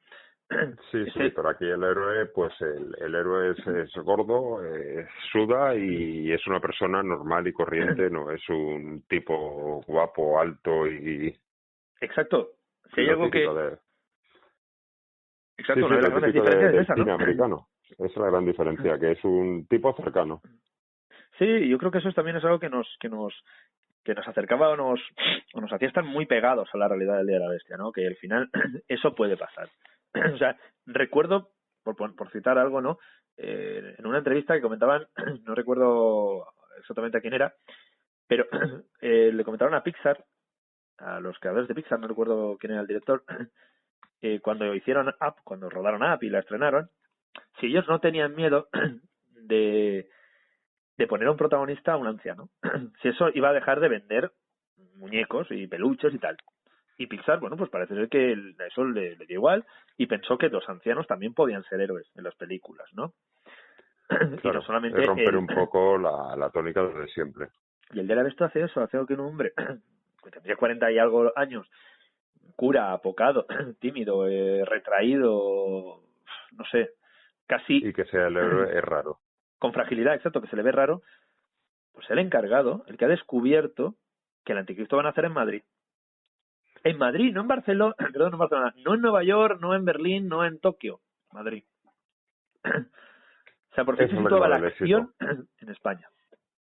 Esa es la clave del éxito, sin duda, el acercarlo todo a la normalidad y a la cotidianidad del espectador. Totalmente de acuerdo. Pues nada, Javi, creo que llevamos, no he mirado el reloj, pero que llevamos cerca de 1 hora hablando sobre la película. No sé si yo podría estar otra hora, pero claro, el podcast tiene lo que tiene y no sé si hay algo más que quieras añadir que se haya quedado en el aire, que no hemos comentado sobre esta maravillosa película. No, yo sobre El Día de la Bestia no tengo nada más que decir. Simplemente tengo que decir una cosa que es un fenómeno, que se me ha olvidado comentarlo, y que seguramente estarás de acuerdo conmigo. No recordarás una película española, pero me he puesto prácticamente, no voy a decir dinero porque está feo, pero me ha puesto algo a que no recordarás una película española que vendiera merchandising tanto como El Día de la Bestia, porque todavía se ve gente con la camiseta, yo tengo una, camiseta del Día de la Bestia, porque ese fenómeno social trascendió la propia película y se transformó en algo de culto. Muy pocas películas españolas han conseguido tener ese halo de culto. Pocas camisetas verás o pósters o lo que sea de películas españolas, porque aparte tiene un potencial enorme y una potencia muy fuerte el póster, la portada. Sí, otra película. Dime otra. No lo he pensado. Y lo cerramos. No te puedo decir otra. O sea, estoy de acuerdo que yo que soy, sabes que, bueno, pues que soy muy fan del cine fantástico español, por eso tengo este programa y tengo el blog de Fantástico Español. Me gustaría poderme comprar camisetas de películas españolas y me las tengo que hacer yo, porque no hay. O sea, no hay ni... Yo solamente he visto El Día de la Bestia. Sí, yo solamente he visto, salvo sitios de estos que te las hacen, que tienen alguna de tesis o tal, pero no, o sea, lo que es camisetas oficiales de las películas solo existen del Día de la Bestia. Estoy de acuerdo, es porque una gran verdad. Se crea un género, o sea, se crea un fenómeno a través del Día de la Bestia. O sea, yo no sé las bandas sonoras españolas cómo se venden, ni sé el listado de las más vendidas, pero para mí ver el listado del Día de la Bestia, que lo tenía por aquí, de la banda sonora, me sigue pareciendo, bueno, no sé, alucinante. O sea, es que en la banda sonora estaba Extremo Duro, estaba Ministry, es que increíble, Pantera, Sociedad Alcohólica. O sea, las bandas sonoras del Día Español yo creo que ni se venden. Yo, de hecho, la única que tengo es El Día de la Bestia. Bueno, en 1500 noche, pero eso es una edición de importación. O sea, yo vinilo editado en España solo tengo El Día de la Bestia, no tengo ninguna más. El Día de la Bestia, y que se saque un cómic, aunque tuvo la repercusión que tuvo, que se saque un libro. O sea, El Día de la Bestia hoy, en 2020, a punto de 2021, sigue siendo una película que si puedes comprarte una camiseta, te la vas a comprar. Si te gusta el género, porque es identificativa. Yo te veo a ti, o veo a cualquier persona de esta ciudad, o de España, donde sea, con una camiseta del Día de la Bestia, e identifico inmediatamente que es una persona que le gusta el cine español de terror. Lo identifico enseguida. Y eso también te hace estar muy, muy próximo, ¿no? No conozco otro fenómeno igual en España, no conozco, y en Estados Unidos podemos ver miles. No creo que exista, así que sí, muy bien visto y sí que es cierto. Y nada, para despedirnos, pues lo de siempre, ponerte en un compromiso, aunque ya me has dicho cuál es una de tus películas favoritas, no sé si repetirías, pero siempre me gusta a los invitados que me escojan una de sus películas favoritas, que no sea de la que hemos hablado, evidentemente. Ostras, es complicado. ¿De género tiene que ser? ¿De terror? Sí, de género y española. Pues una película que no me canso de ver y la habré visto pues también unas, no sé, 8, 9, 10 veces es Tesis. Es una película que la banda sonora creada por Alejandro Amenábar me sigue poniendo los pelos de punta. Que te podría decir aquí 3 o 4 frases de la película que me las conozco al dedillo, como tú. O sea, yo creo que... Mira, ¿puedo hacer un apunte antes de que nos vayamos? Claro. Que ya sé que hiciste el especial Tesis, pero quiero apuntar algo. Si en El Día de la Bestia hay 2, 3, 4 escenas icónicas, que son la de Suez, la caída de la cruz, 2 o 3, ¿no? Sí. En Abre los ojos es probablemente la película española y me puedo, vamos, dar una gran hostia y que la gente me diga que no, y tú también, donde más frases de cine encuentras, o sea, más frases que recuerdes, ¿no? Desde Hola, me llamo Ana, me van a matar, hasta ¿de qué color son mis ojos?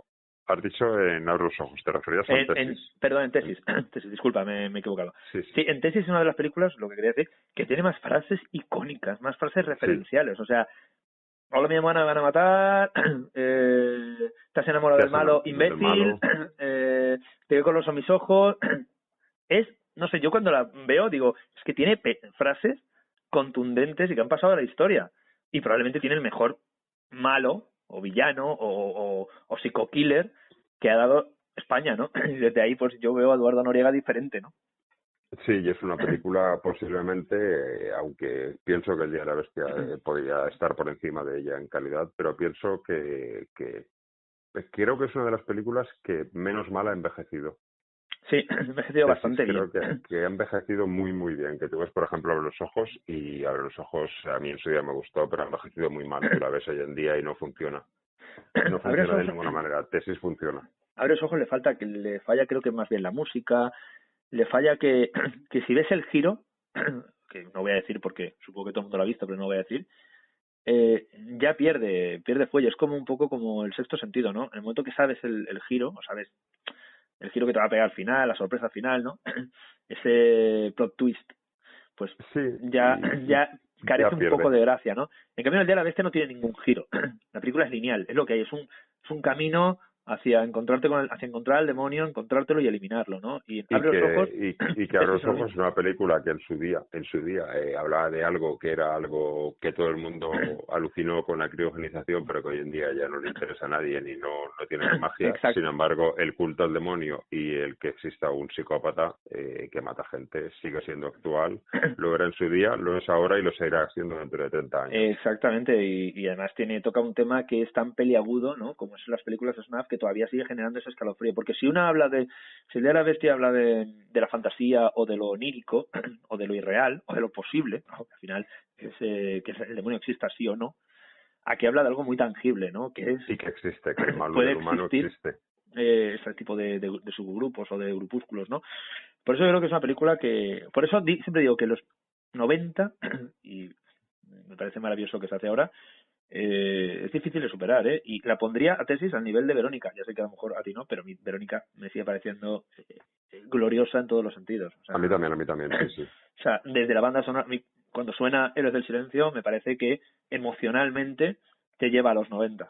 Te lleva a ese 94, hombre, 95. Te voy a decir lo que puede significar para mí esta película, que yo soy muy, muy, muy poco fan de Héroes del Silencio, y por esto hay gente que me puede crucificar, pero no es un grupo que me funcione, no es un grupo que me guste, no les encuentro nada.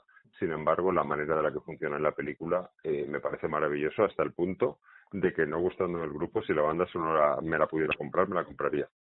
Está muy bien. Yo igual que tú, y mira, te voy a decir otra que me parece una película que, aunque no es española de producción, la hemos pasado un poco por alto, y sé que seguramente harás algún especial. Para mí, pues esa trilogía que se quedó en 2, ¿no? De Guillermo del Toro, que iba a ser trilogía, que era El Espinazo del Diablo y sobre todo El Laberinto del Fauno. O sea, qué bien hacemos el género en España con películas así. O sea, me quedaría con esas también. Creo que en España se han hecho cosas maravillosas. Ambas, y la música de, creo que era Roque Baños, es realmente impresionante. Una lástima que no se hiciera esa tercera, que yo espero que algún día se haga. Siempre ha estado ahí en el aire, ¿no? La tercera de... Ojalá, porque yo creo que Guillermo del Toro debería dejarse de hacer películas en Estados Unidos, que las hace muy bien, y hacer esta tercera película del Diablo, de la Guerra Civil, ¿no? Que eran películas de la Guerra Civil, y que funciona. Y además, otra visión de la Guerra Civil, ¿no? Ya habíamos visto una obras visión maestras que de la Guerra Civil. Por el hecho de que el sea de fuera le da una visión distinta. Sí, y eso que... lo de siempre. Y eso que alguna peli de la Guerra Civil me ha gustado, ¿no? Hay Carmela y alguna más, Los Años Bárbaros. La película me gusta mucho, pero reconozco que son grandes obras. Yo ya con esto no te voy a molestar más, no voy a parar de hablar, porque es que me pongo a hablar y creo que podríamos estar aquí 2 horas más. Podríamos estar 2 o 3 horas, sí. Pero estaremos más adelante con Estaremos. Yo, sí, para Tolladero estaré encantado, porque además es que me he leído el libro de Making of, que es el libro que editó Óscar Aybar con el Grupo Planeta sobre la película. Y bueno, es que a mí Óscar Aybar me parece un director de lo mejor que hay en este país. Pues cuenta con ello, haremos ese programa, no sé cuándo, incluso voy a hablar con Óscar, porque él me comentó a mí que la salida del DVD, y si al final va a salir, pues aprovecharemos la época en la que salga para darle un poco más de cancha, y si no, pues lo haremos en este año que vamos a empezar tras este especial de Navidad.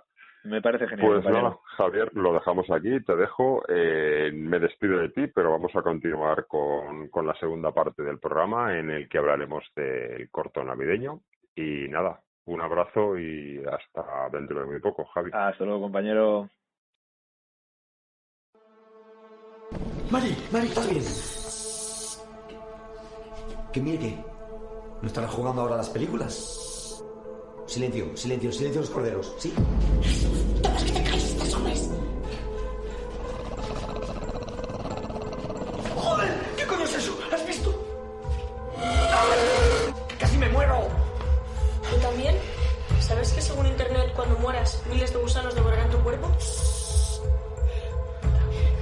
ver si se ha colado el gato del vecino. Un gato de 1,80 m no te jode. ¿Ese va a ser tu padre? Mi padre, que yo sepa, no tiene los ojos rojos. Bueno, tu padre cuando viene del bar de jugar al dominó tiene unos ojitos que... Perdona, ¿qué insinúas? ¿Sabéis lo que opina Internet sobre el consumo excesivo de alcohol? Mira, Tomás, me tienes tu Internet hasta las narices.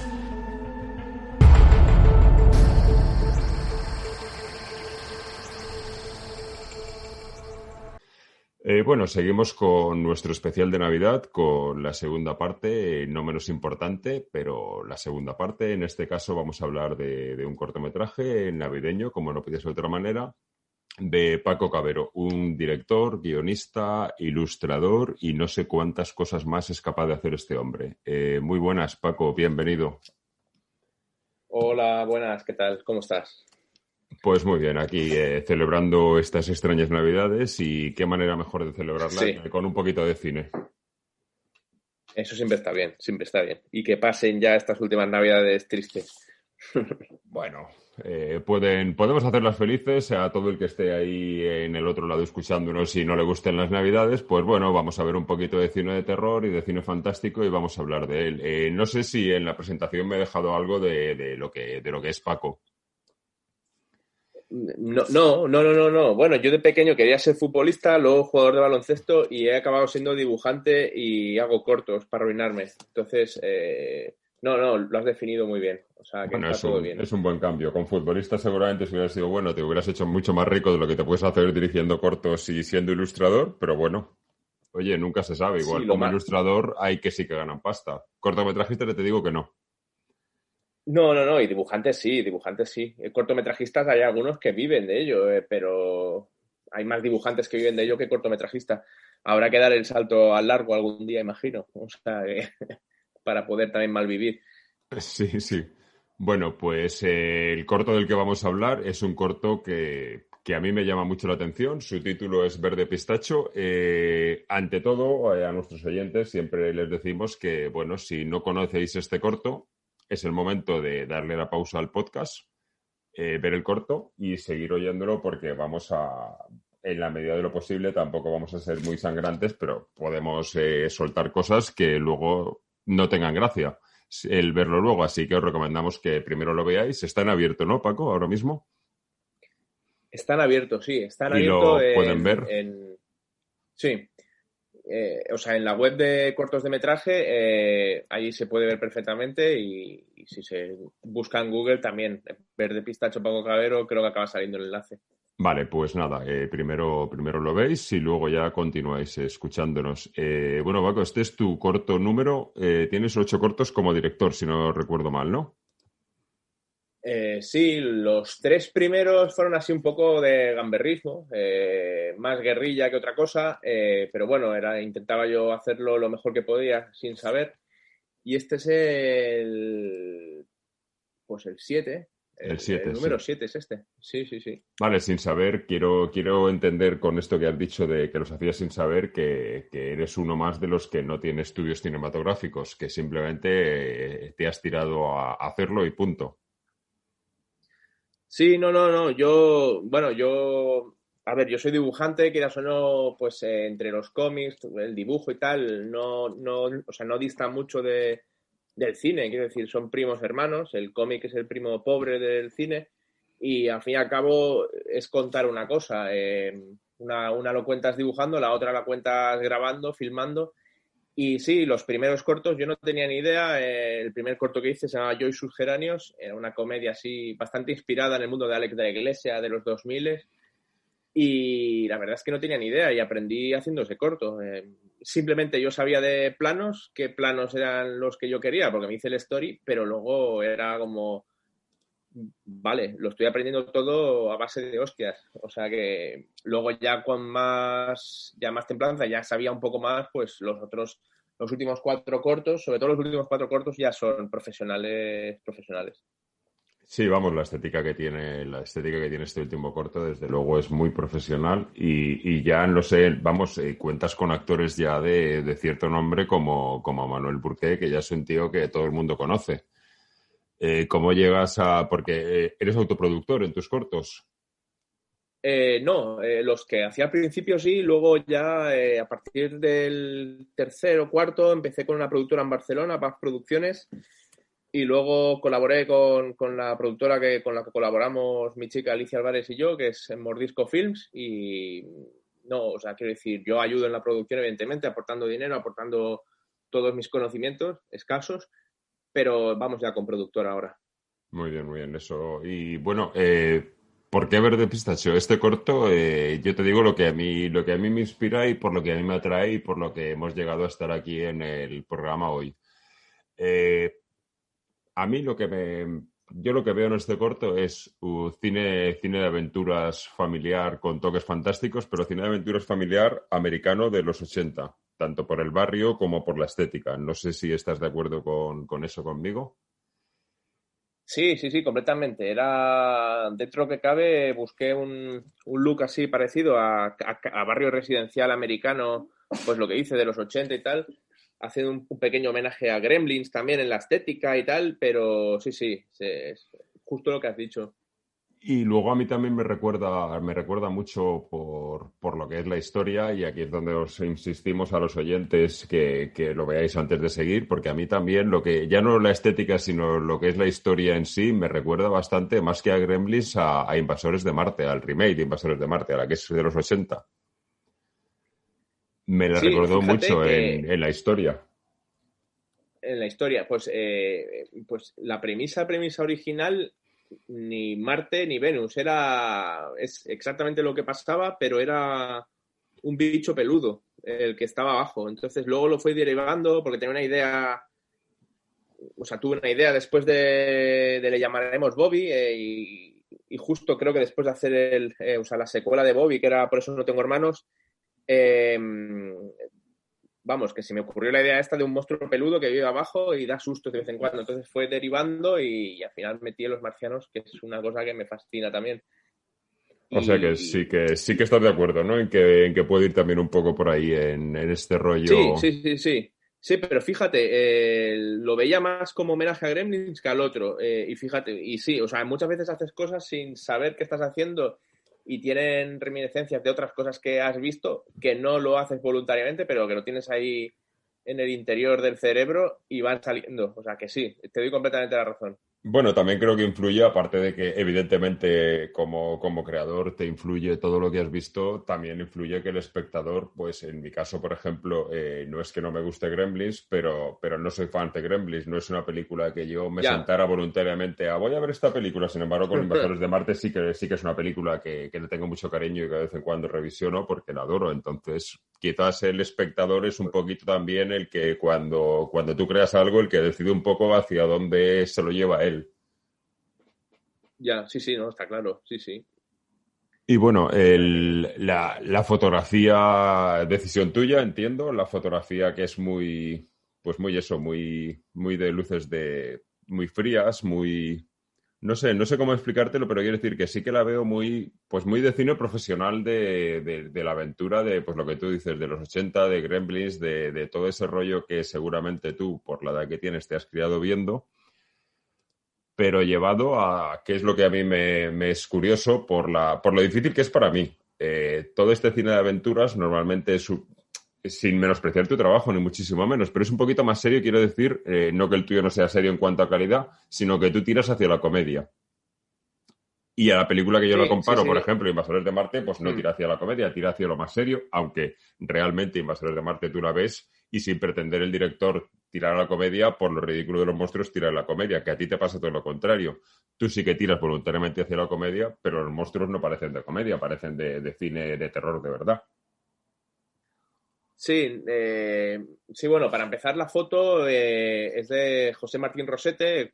Hablamos entre los dos referencias de pelis que nos molaban, de pelis que yo podía tener así, ya vuelvo a decir, ahí volvió a salir Gremlins, estuvimos mirando Gremlins, las fotos, tal, y él pues hizo un poco la foto que yo más o menos tenía en mente y lo cuadró. O sea que ahí es una decisión del dire de foto y la verdad es que lo clavó.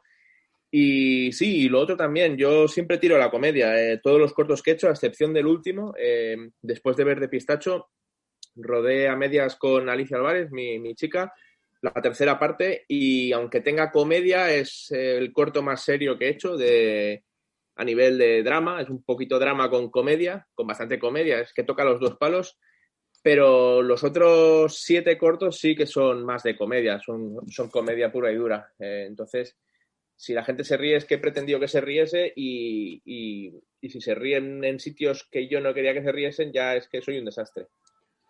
Bueno, no precisamente, porque hay público para todo, pero bueno, y lo de enmarcar el corto en la Navidad, que al fin y al cabo es por lo que estás hoy en el programa, porque si no hubieras estado en otro momento seguro, pero por lo que estás ahora mismo es porque tienes un corto fantástico y ambientado en la Navidad. Lo de ambientarlo en la Navidad es porque pensabas que coincidía con la historia que querías contar, o simplemente es porque sí.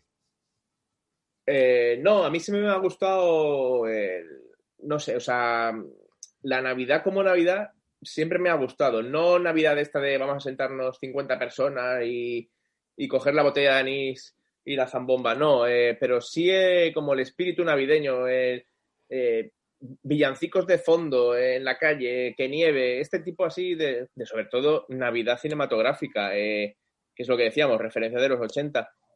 Y la idea original no pasaba en Navidad en el corto. O sea, cuando escribí la primera versión no era Navidad.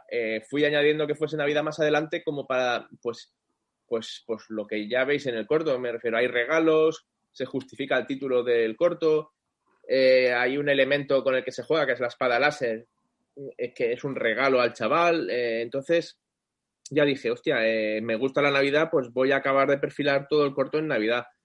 Y así fue. No fue buscado en el origen, pero sí se quedó ya para siempre. Sí, fue buscado más adelante. Vale. Sí. Y el plantel de actores, ¿qué nos puedes contar sobre qué es trabajar con este grupo de gente? Porque la verdad es que funcionan de maravilla todos y cada uno de ellos, incluido el niño, que siempre es más complicado trabajar con niños. Sí, la verdad es que, y aparte, Álvaro, el que hace de niño, Álvaro Villaspesa, salía de clase en la Comunidad de Madrid. Solo se pueden rodar, pues no sé si son 4 o 5 horas con menores de edad en época escolar. Entonces, el chaval salía de clase, venía, estaba sin dormir, pobrecito, pero lo rodamos a partir de las 7, 8 de la tarde para pillar la noche. Entonces, acababa un poco cansado. Fueron 2 jornadas duras, pero lo hizo genial. Y el resto del elenco, antes has hablado de Burke. Burke hace el mismo papel que en el corto anterior a Verde Pistacho, que es Por eso no tengo hermanos, que es un señor, es un vecino, es un entrañable vecino de origen gallego, que ya apareció en el anterior corto, y en este es como es la continuidad. Verde Pistacho es la tercera parte de una trilogía de cortos de comedia fantásticos que empecé con Le llamaremos Bobby, Por eso no tengo hermanos y Verde Pistacho. Y el nexo entre el anterior y Verde Pistacho es la figura de Burke, el vecino. Y el resto del elenco, pues nada, Carlos y Melanie, la verdad es que muy bien, son la esencia del corto, y fue preguntando a amigos que los conocían, tuve el contacto, luego hablando con representante y ya acabamos de cuadrar.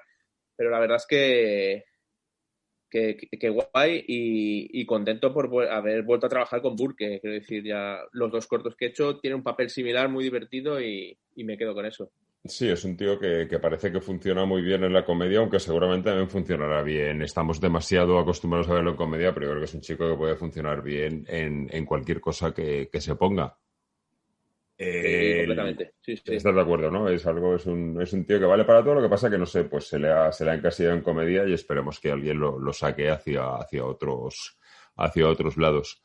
Y bueno, este corto es del 2016, con lo cual doy por sentado que su vida festivalera la ha terminado, porque normalmente, pues para quien nos oiga y no sea director ni nada parecido, pues normalmente la vida de un corto en festivales suele ser de 1 año a 2, ¿no?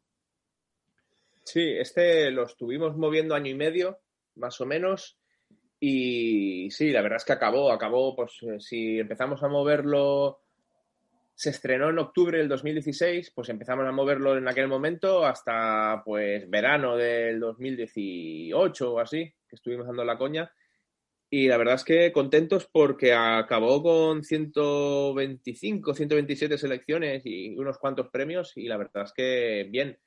De momento es el corto que he hecho que mejor ha funcionado en festivales de número de selecciones, o sea que muy contento. 127, yo, ¿sabes lo que pasa cuando hablo con el programa, cuando hablo con directores como tú, que me dicen 126, 127, 130, 140 selecciones?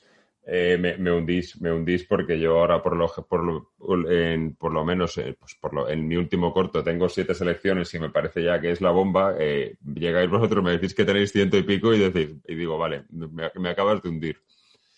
127 selecciones. Pero, sí, pero también es cierto que a ver, el mundo del corto y las selecciones va por inercia. Yo antes te he comentado, estoy trabajando en Jack Distribución, es una empresa que montamos, bueno, montó en su origen Alberto Díaz, Raúl Cerezo y Alicia Álvarez. Yo me acoplé más tarde y como distribuidor ves que hay cortos maravillosos que empiezan muy tarde y luego por inercia, como una gran bola de nieve, van sumando selecciones. Y un poco Verde Pistacho le pasó eso. Tardó en arrancar un poco y luego, bueno, pues fue arrastrando y llegó donde llega. Y también es cierto que el hecho de tener caras famosas en un corto, quieras o no, influye, que no tendría que ser así, pero influye porque el jurado ve, pues lo que decíamos, Burke, Melanie Olivares, tal, y como que, joder, pues voy a darle al público que vea a un famoso, a ver si puede venir a entrega de premios. No lo sé, eso estoy ya derivando a lo que yo pienso, ¿no? Pero sin quitarme méritos del corto. Pues yo me voy a permitir quitarte la razón. Yo creo que eso, hasta donde yo sé de cómo funciona un corto en festivales, que nunca he estado en un corto como jurado ni nada parecido, solo he estado como cortometrajista, yo creo que tienes razón en parte, que el hecho de que tengas un plantel, lo que puede hacer es que si llegan 400 cortos y el número 398 es el tuyo que tienes a este y el número 400 es el mío, que no tengo a nadie famoso, el tuyo lo van a ver y el mío posiblemente, como ya tienen la selección casi hecha, igual no lo van a ver. Pero si tu corto tiene unos actores famosos y tu corto no funciona y tu corto el guión es malo, no lo van a seleccionar. O sea, te digo que tienes razón en parte de que puede entrar a que lo vean por ese hecho, pero nada más. Claro, sí. No, está claro, me refiero. Sí, vuelvo a decir que yo me he encontrado de todo. Yo también monto un festival de cine fantástico, La Cucullona, en Gerona, y ha sido la edición, acabó este fin de semana pasado, hicimos el festival físico, yo no pude ir por el tema pandemia, pero sí que es razón, que tienes toda la razón, que el corto que ha ganado es un corto francés, actores desconocidos, director desconocido. Y sí que es verdad que en el momento de selección había cortos muy potentes de plantel, de actores, pero que no cuajaban y no se han seleccionado. No se han seleccionado porque, estaba Pepito García y estaba Joselito Pérez, ¿sabes? Correcto, que no es todo que tengas un buen actor. Que sí, que te puede ayudar, pero si tienes un buen actor y tu corto no funciona, no va a funcionar y punto. Eso es, sí. Así que bueno, o sea, que eres un gran conocedor del mundo del festival porque organizas festivales y diriges cortos, o sea, estás en todo. Y bueno, a ver, ¿qué más consideras? No sé si te queda algo que nos quieras contar de Verde Pistacho. Bueno, sí, había una cosa que se me iba. Sí. ¿Funciona de distinta manera? ¿Piensas que funciona ya que estás también en el otro lado de la selección? ¿Funciona de distinta manera cuando un corto es solamente fantástico o a cuando es, como este caso de Verde Pistacho, fantástico y comedia? ¿Funciona, quiero decir, a nivel festivales? ¿Tiene una distinta distribución, una distinta entrada al tener más mercado? ¿O piensas que no influye eso? Pues no lo sé porque nosotros conocemos como distribuidora, conocemos cortos que son solo de género y lo han petado. Por ejemplo, Behind de Ángel Gómez, que ha estrenado recientemente Voces en Netflix y hace un par de meses en cine. Y su corto es terror puro y duro y acabó con más de 200 selecciones y 50-60 premios. Y no tenía nada de comedia. Y, quiero decir, y a festivales generalistas, pues dices... un corto de terror, pues a lo mejor si mi público es gente de más de 60 años, no le voy a poner este corto, pues si les da un yuyu en plena sesión, pero aún así lo petan. Entonces, yo, como no sé hacer otra cosa que no es comedia, no te puedo decir si la comedia abre más o menos. Yo creo que la comedia tiene un problema y es que es muy seleccionable. La comedia es muy seleccionable en festivales, pero muy poco premiable. Porque, y esto no es una crítica, es lo que he visto y es las reglas del juego. Siempre está bien seleccionar comedia porque cuando las sesiones de, sobre todo festivales generalistas, son muy densas, mucho drama, mucho dolor, una pildoreta de humor siempre queda bien. Siempre, bueno, pues mira, entre corto y corto una comedia. Pero luego a la hora de premiar, sí. Premiar la comedia está como mal visto. No mal visto, sino como... no lo sé, os quiero decir, España es un país de... Vamos, o sea, si pasamos a la historia un día del universo como ¿qué cine se hacía en España? Tú coges todas las pelis que se han hecho en España de lo mejor y lo peor y el resultado que te va a quedar después de hacer un batido va a haber más comedia que otra cosa. Quiero decir, somos un país de comedia a todos los niveles, político, sí, y de cine. El tema es que es muy agradecido hacer sesiones con cortos de comedia, pero luego premiarlos es más complicado. Vale, no suele ocurrir eso. Muy rara vez, te lo digo de verdad. Nos cuesta, a lo mejor premios del público sí, vuelvo a decir que muchas veces prefieres reír a llorar y los premios del público son más agradecidos. Pero cuesta, sí. Sí, bueno, a ver, yo como nunca he hecho comedia ni me lo planteo, a mí lo que yo opino de la comedia es que desde mi punto de vista como más que como guionista que como espectador, que lo que a mí me parece de la comedia es que me parece súper difícil. O sea, yo creo que es mucho más fácil escribir un corto de terror o escribir un corto de ciencia ficción o un drama incluso que escribir una comedia. A mí, por ejemplo, yo la gente que escribís comedias os admiro porque yo soy incapaz de escribir una comedia. Porque creo que si yo escribo una comedia, creo que el público va a salir del cine llorando. Vaya, hombre, no, pues a lo mejor es un género nuevo. Entonces me parece que es súper difícil. Me parece súper difícil. O sea, que hagáis una comedia y que conecte con el público me parece una de las cosas más difíciles del mundo. O sea, que luego me sorprende que me digas lo poco que funciona con festivales porque me parece muy valorable.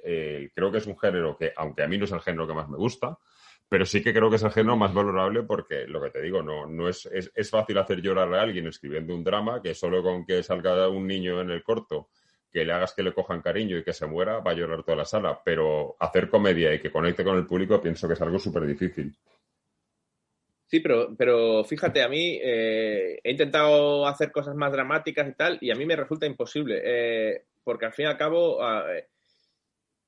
esto es como cuando dibujas, ¿no? En un momento que llegas que estás dibujando y viene el entendido y te dice, no, tú dibujas como ves el mundo. Claro, yo hago cartoon, yo hago dibujos de muchos colorines, de formas redondas y tal, y me planteo yo veo los árboles así, no, yo veo un árbol igual que tú, pero el hacer comedia o el hacer drama es algo que tienes ya interiorizado.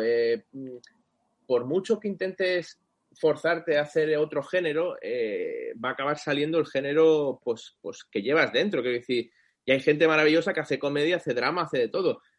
Pero, no sé, a mí solo me sale comedia. Vuelvo a decir, intento hacer algo más dramático y es complicado porque acabas metiendo chistes, chascarrillos que dices, tío, se acaba de morir toda su familia en un accidente aéreo. ¿Qué están haciendo? Chistes de la bebida. O sea, es complicado, ¿no? Sí, yo creo que es lo que llevas. Como se suele decir, lo que has mamado. Yo he mamado cine de terror y cine fantástico desde niño y es lo que me motiva. Y supongo que en tu caso, pues has vivido con la comedia y con otro género más alegre, por decirlo de alguna manera. Sí, yo siempre se lo digo a la gente, cuando yo era pequeño, el videoclub que estaba bajo mi casa, yo iba directamente a la sección de Bud Spencer, Terence Hill y James Bond. Para mí eran los que me han formado como cineasta, son Bud Spencer, Terence Hill y Roger Moore. Entonces, incluso fíjate, Roger Moore es el James Bond de la comedia, porque todos son serios. Uno es el mejor, uno es el más asesino, uno es uno que hizo solo una peli. Luego ya está Pierce Brosnan, que no sabemos qué es, y Daniel Craig. En cambio, el Roger Moore es el James Bond del chiste fácil, ¿no? El de la ceja, pues para que veas que ya de pequeño me gustaba solo Roger Moore, pues es lo que dices, ¿no? Que incluso las pelis de fantástico que más me gustan a mí tienen toque de comedia. Pasarlo mal por pasarlo mal, pues oye, si me metes algún chiste y hay un poco de final feliz, pues casi lo prefiero, ¿no? Rompes un poquito, sí. Pues sí, estoy de acuerdo en tu planteamiento, que sí, que estamos de acuerdo los dos, conectamos en que creas lo que vives dentro de ti cuando ves el cine. Y bueno, Paco, no sé... Sí. Perdona, que te he cortado, dime. No, digo que completamente de acuerdo con lo que acabas de decir, que eso es, que uno se acaba formando con lo que mama, ¿no? Y ya está. Bueno, pues Paco, no sé si creo que llevamos un ratito hablando del corto, creo que más o menos lo hemos tocado todo lo tocable y no sé si te queda algo más que nos quieras añadir para nuestros oyentes sobre tu corto, sobre tu carrera y por qué no sobre el futuro de lo que estás trabajando ahora mismo antes de despedirnos. Pues mira, yo quiero agradecer otra vez a la gente que diseñó el Marciano, ¿vale? Porque ya sí es un spoiler, pero bueno, en principio la gente habrá visto el corto, creo. Debería que ya lo hemos avisado. Debería. Sí. Son Symbiox FX, que son Tessie Freire y Tony Pérez Cabrera, que diseñaron el extraterrestre, y la verdad es que es lo que dices, ¿no? Que es un corto de comedia, pero el marciano en un callejón a oscuras te da un susto. Y la verdad es que fue de lo mejor. De hecho, tengo la cabeza del marciano en casa, como un trofeo, ¿no? De caza. Y la verdad es que mola mucho el marciano, cómo lo hicieron, cómo se lo curraron y demás. Y luego hay una gracia que no es gracia, que es una cosa más artística. Hay un momento que sale una espada láser de Star Wars azul y tenía que ser roja. Pero por iluminación, el dire de foto... Sí. Por iluminación, el dire de foto me dijo, es que una espada roja no funciona, no podemos iluminar esto, tal, porque estamos mirando todo a fríos, el rojo es cálido, y al final es el choque, ¿no? Porque sale una máscara de Darth Vader y una espada azul. Y es una cosa que cada vez que lo veo digo, hostia, es que... Yo tengo que decirte que lo pensé, no sé por qué no te lo he dicho, pero lo pensé cuando la vi, que dije... No pensé que fuera por un tema de fotografía, pensé que era porque era la que tendrías tú en tu casa, pero vamos, sí que me chocó que, claro, como tú dices, la espada de Darth Vader normalmente es roja. Claro. Entonces, cada vez que lo veo dices, bueno, vale, como es comedia, pues todo vale, ¿no? El chaval tiene una espada Jedi, pero le gusta Darth Vader. Bueno, todo puede ser. Pero cada vez que lo veo digo, sí, es que tenía que ser roja la espada. Pero bueno, son decisiones que luego tienes que hablar con arte, con fotografía y al fin y al cabo... no puede ser una cosa déspota el hacer un corto, que te tienes que dejar asesorar y vamos, me explicó la razón el director de foto y dije, pues claro que sí, adelante. Pues claro, sí. Azul. Y si eso te lo dijo el director de foto, estoy seguro que si la espada que hubieras usado le hubiera dicho el director de foto, no, la quiero roja, hubiera sido roja, seguramente cada vez que vieras el corto te arrepentirías. Porque dirías, hay algo en la iluminación que no me gusta. Claro. Pero bueno, y luego lo que me has preguntado, pues nada, estamos ahora acabando la distribución del último corto que realicé, que es el que te comenté antes, que hice con Alicia Álvarez, la tercera parte, que es una dramedia, es una comedia con bastante base dramática, y está, pues nada, le quedarán 2 o 3 meses de distribución, más o menos, porque lo estrenamos en mayo del año pasado, en abril del año pasado, en las jornadas de la Semana de Cine de la Comunidad de Madrid, y pues lo que aguante y nada, y estamos pues eso, preparando proyectos de largometraje, que todo el mundo prepara proyectos de largometraje, pero bueno, esperemos que estos vayan a buen puerto, no porque sean nuestros, sino porque lo llevamos currando bastantes años y nada, y por lo demás bien, no pillar el bicho y que llegue el 2021 ya y se acabe todo. Proyectos de largometraje, por todo lo que hemos hablado, entiendo que seguimos hablando de comedia. Sí. Tengo 2 en mente escritos, uno escrito y el otro borrador, y son comedias, sí. No falla. Es que no voy a engañar a nadie. Es como tú vas a un bazar chino y lo que compres se va a romper. No te están engañando. Por eso vale lo que vale. Si luego vas al Corte Inglés o una tienda más cara, no se rompe. O sí se rompe, pero te dura más y es más bonito. Pues yo no engaño a nadie, no voy a hacer comedia, sí. Es lo tuyo y se ha acabado y haces muy bien en mantenerte y supongo que si algún día te sales de eso será porque te han pagado por hacerlo y te han dado dinero para luego hacer la comedia que tú quieras. Eso, o me convierto en tirano gobernante del mundo y cambio el nombre de drama, o sea, que la comedia se llame drama y engaño a la gente. Pero es lo que dices, si no me sale otra cosa es lo que va a ser y luego si algún día alguien me contrata, bueno, primero hay que dar el salto al largo y si algún día alguien me contrata de, oye, pues estamos escribiendo, un guionista profesional ha escrito el drama de 2 lechugas en un campo rodeado de cabras. ¿Te interesa? Y diré, joder, sí, le voy a dar mi impresión dramática a las lechugas. Todo el rato llorando. Pues lo haré. Pero de momento... Hay que tirar a lo que te gusta. Pues muy bien. Y ahora te voy a poner un compromiso y que le pongo a todos nuestros invitados y creo que a ti te voy a poner el compromiso. Creo, ya que lo que más te gusta es la comedia, creo que más que nadie. Porque como nuestro programa es de cine fantástico y tu corto en este caso es un corto que tiene dotes fantásticas, pues bueno, vamos a tirar por ahí. Te pediría que me selecciones una sola película de todo nuestro cine fantástico y de terror. De todo nuestro cine me refiero al cine español, que es para lo que es nuestro programa para promocionarlo. De cualquier época, me da igual que sea actual, que sea un clásico y me da igual que sea una comedia fantástica o de terror. Con que sea dentro del género me sirve. Pues la verdad es que a mí la peli que me cambió de solo querer ser dibujante a... Hostia, el cine también me interesa, fue El Día de la Bestia de Alex de la Iglesia. Quiero decir, yo aparte soy bastante deudor, de las primeras cosas que hacía eran, no paraba de hacer homenajes al cine de Alex de la Iglesia y para mí El Día de la Bestia, sí, estuve dibujando demonios un año en las libretas del instituto. Con eso te lo digo todo. O sea, iba a un core de curas y dibujaba demonios en las libretas. A mí fue una peli que me destrozó el interior y me dijo, hostia, quiero hacer cine algún día. No sé cómo se hace, no tengo ni idea, jamás he tocado una videocámara, pero El Día de la Bestia me marcó y es un clásico del fantástico español que ya va a ser eterno.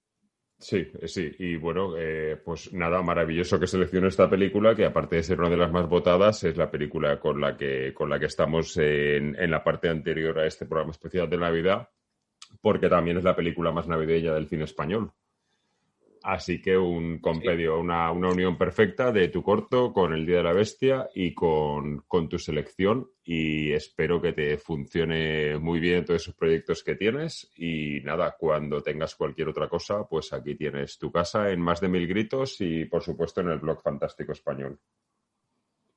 Pues encantado, genial y espero que lo vamos a repetir. Y nada, muchas gracias por estar con nosotros hoy. Pues nada, os dejamos ya hasta el siguiente programa.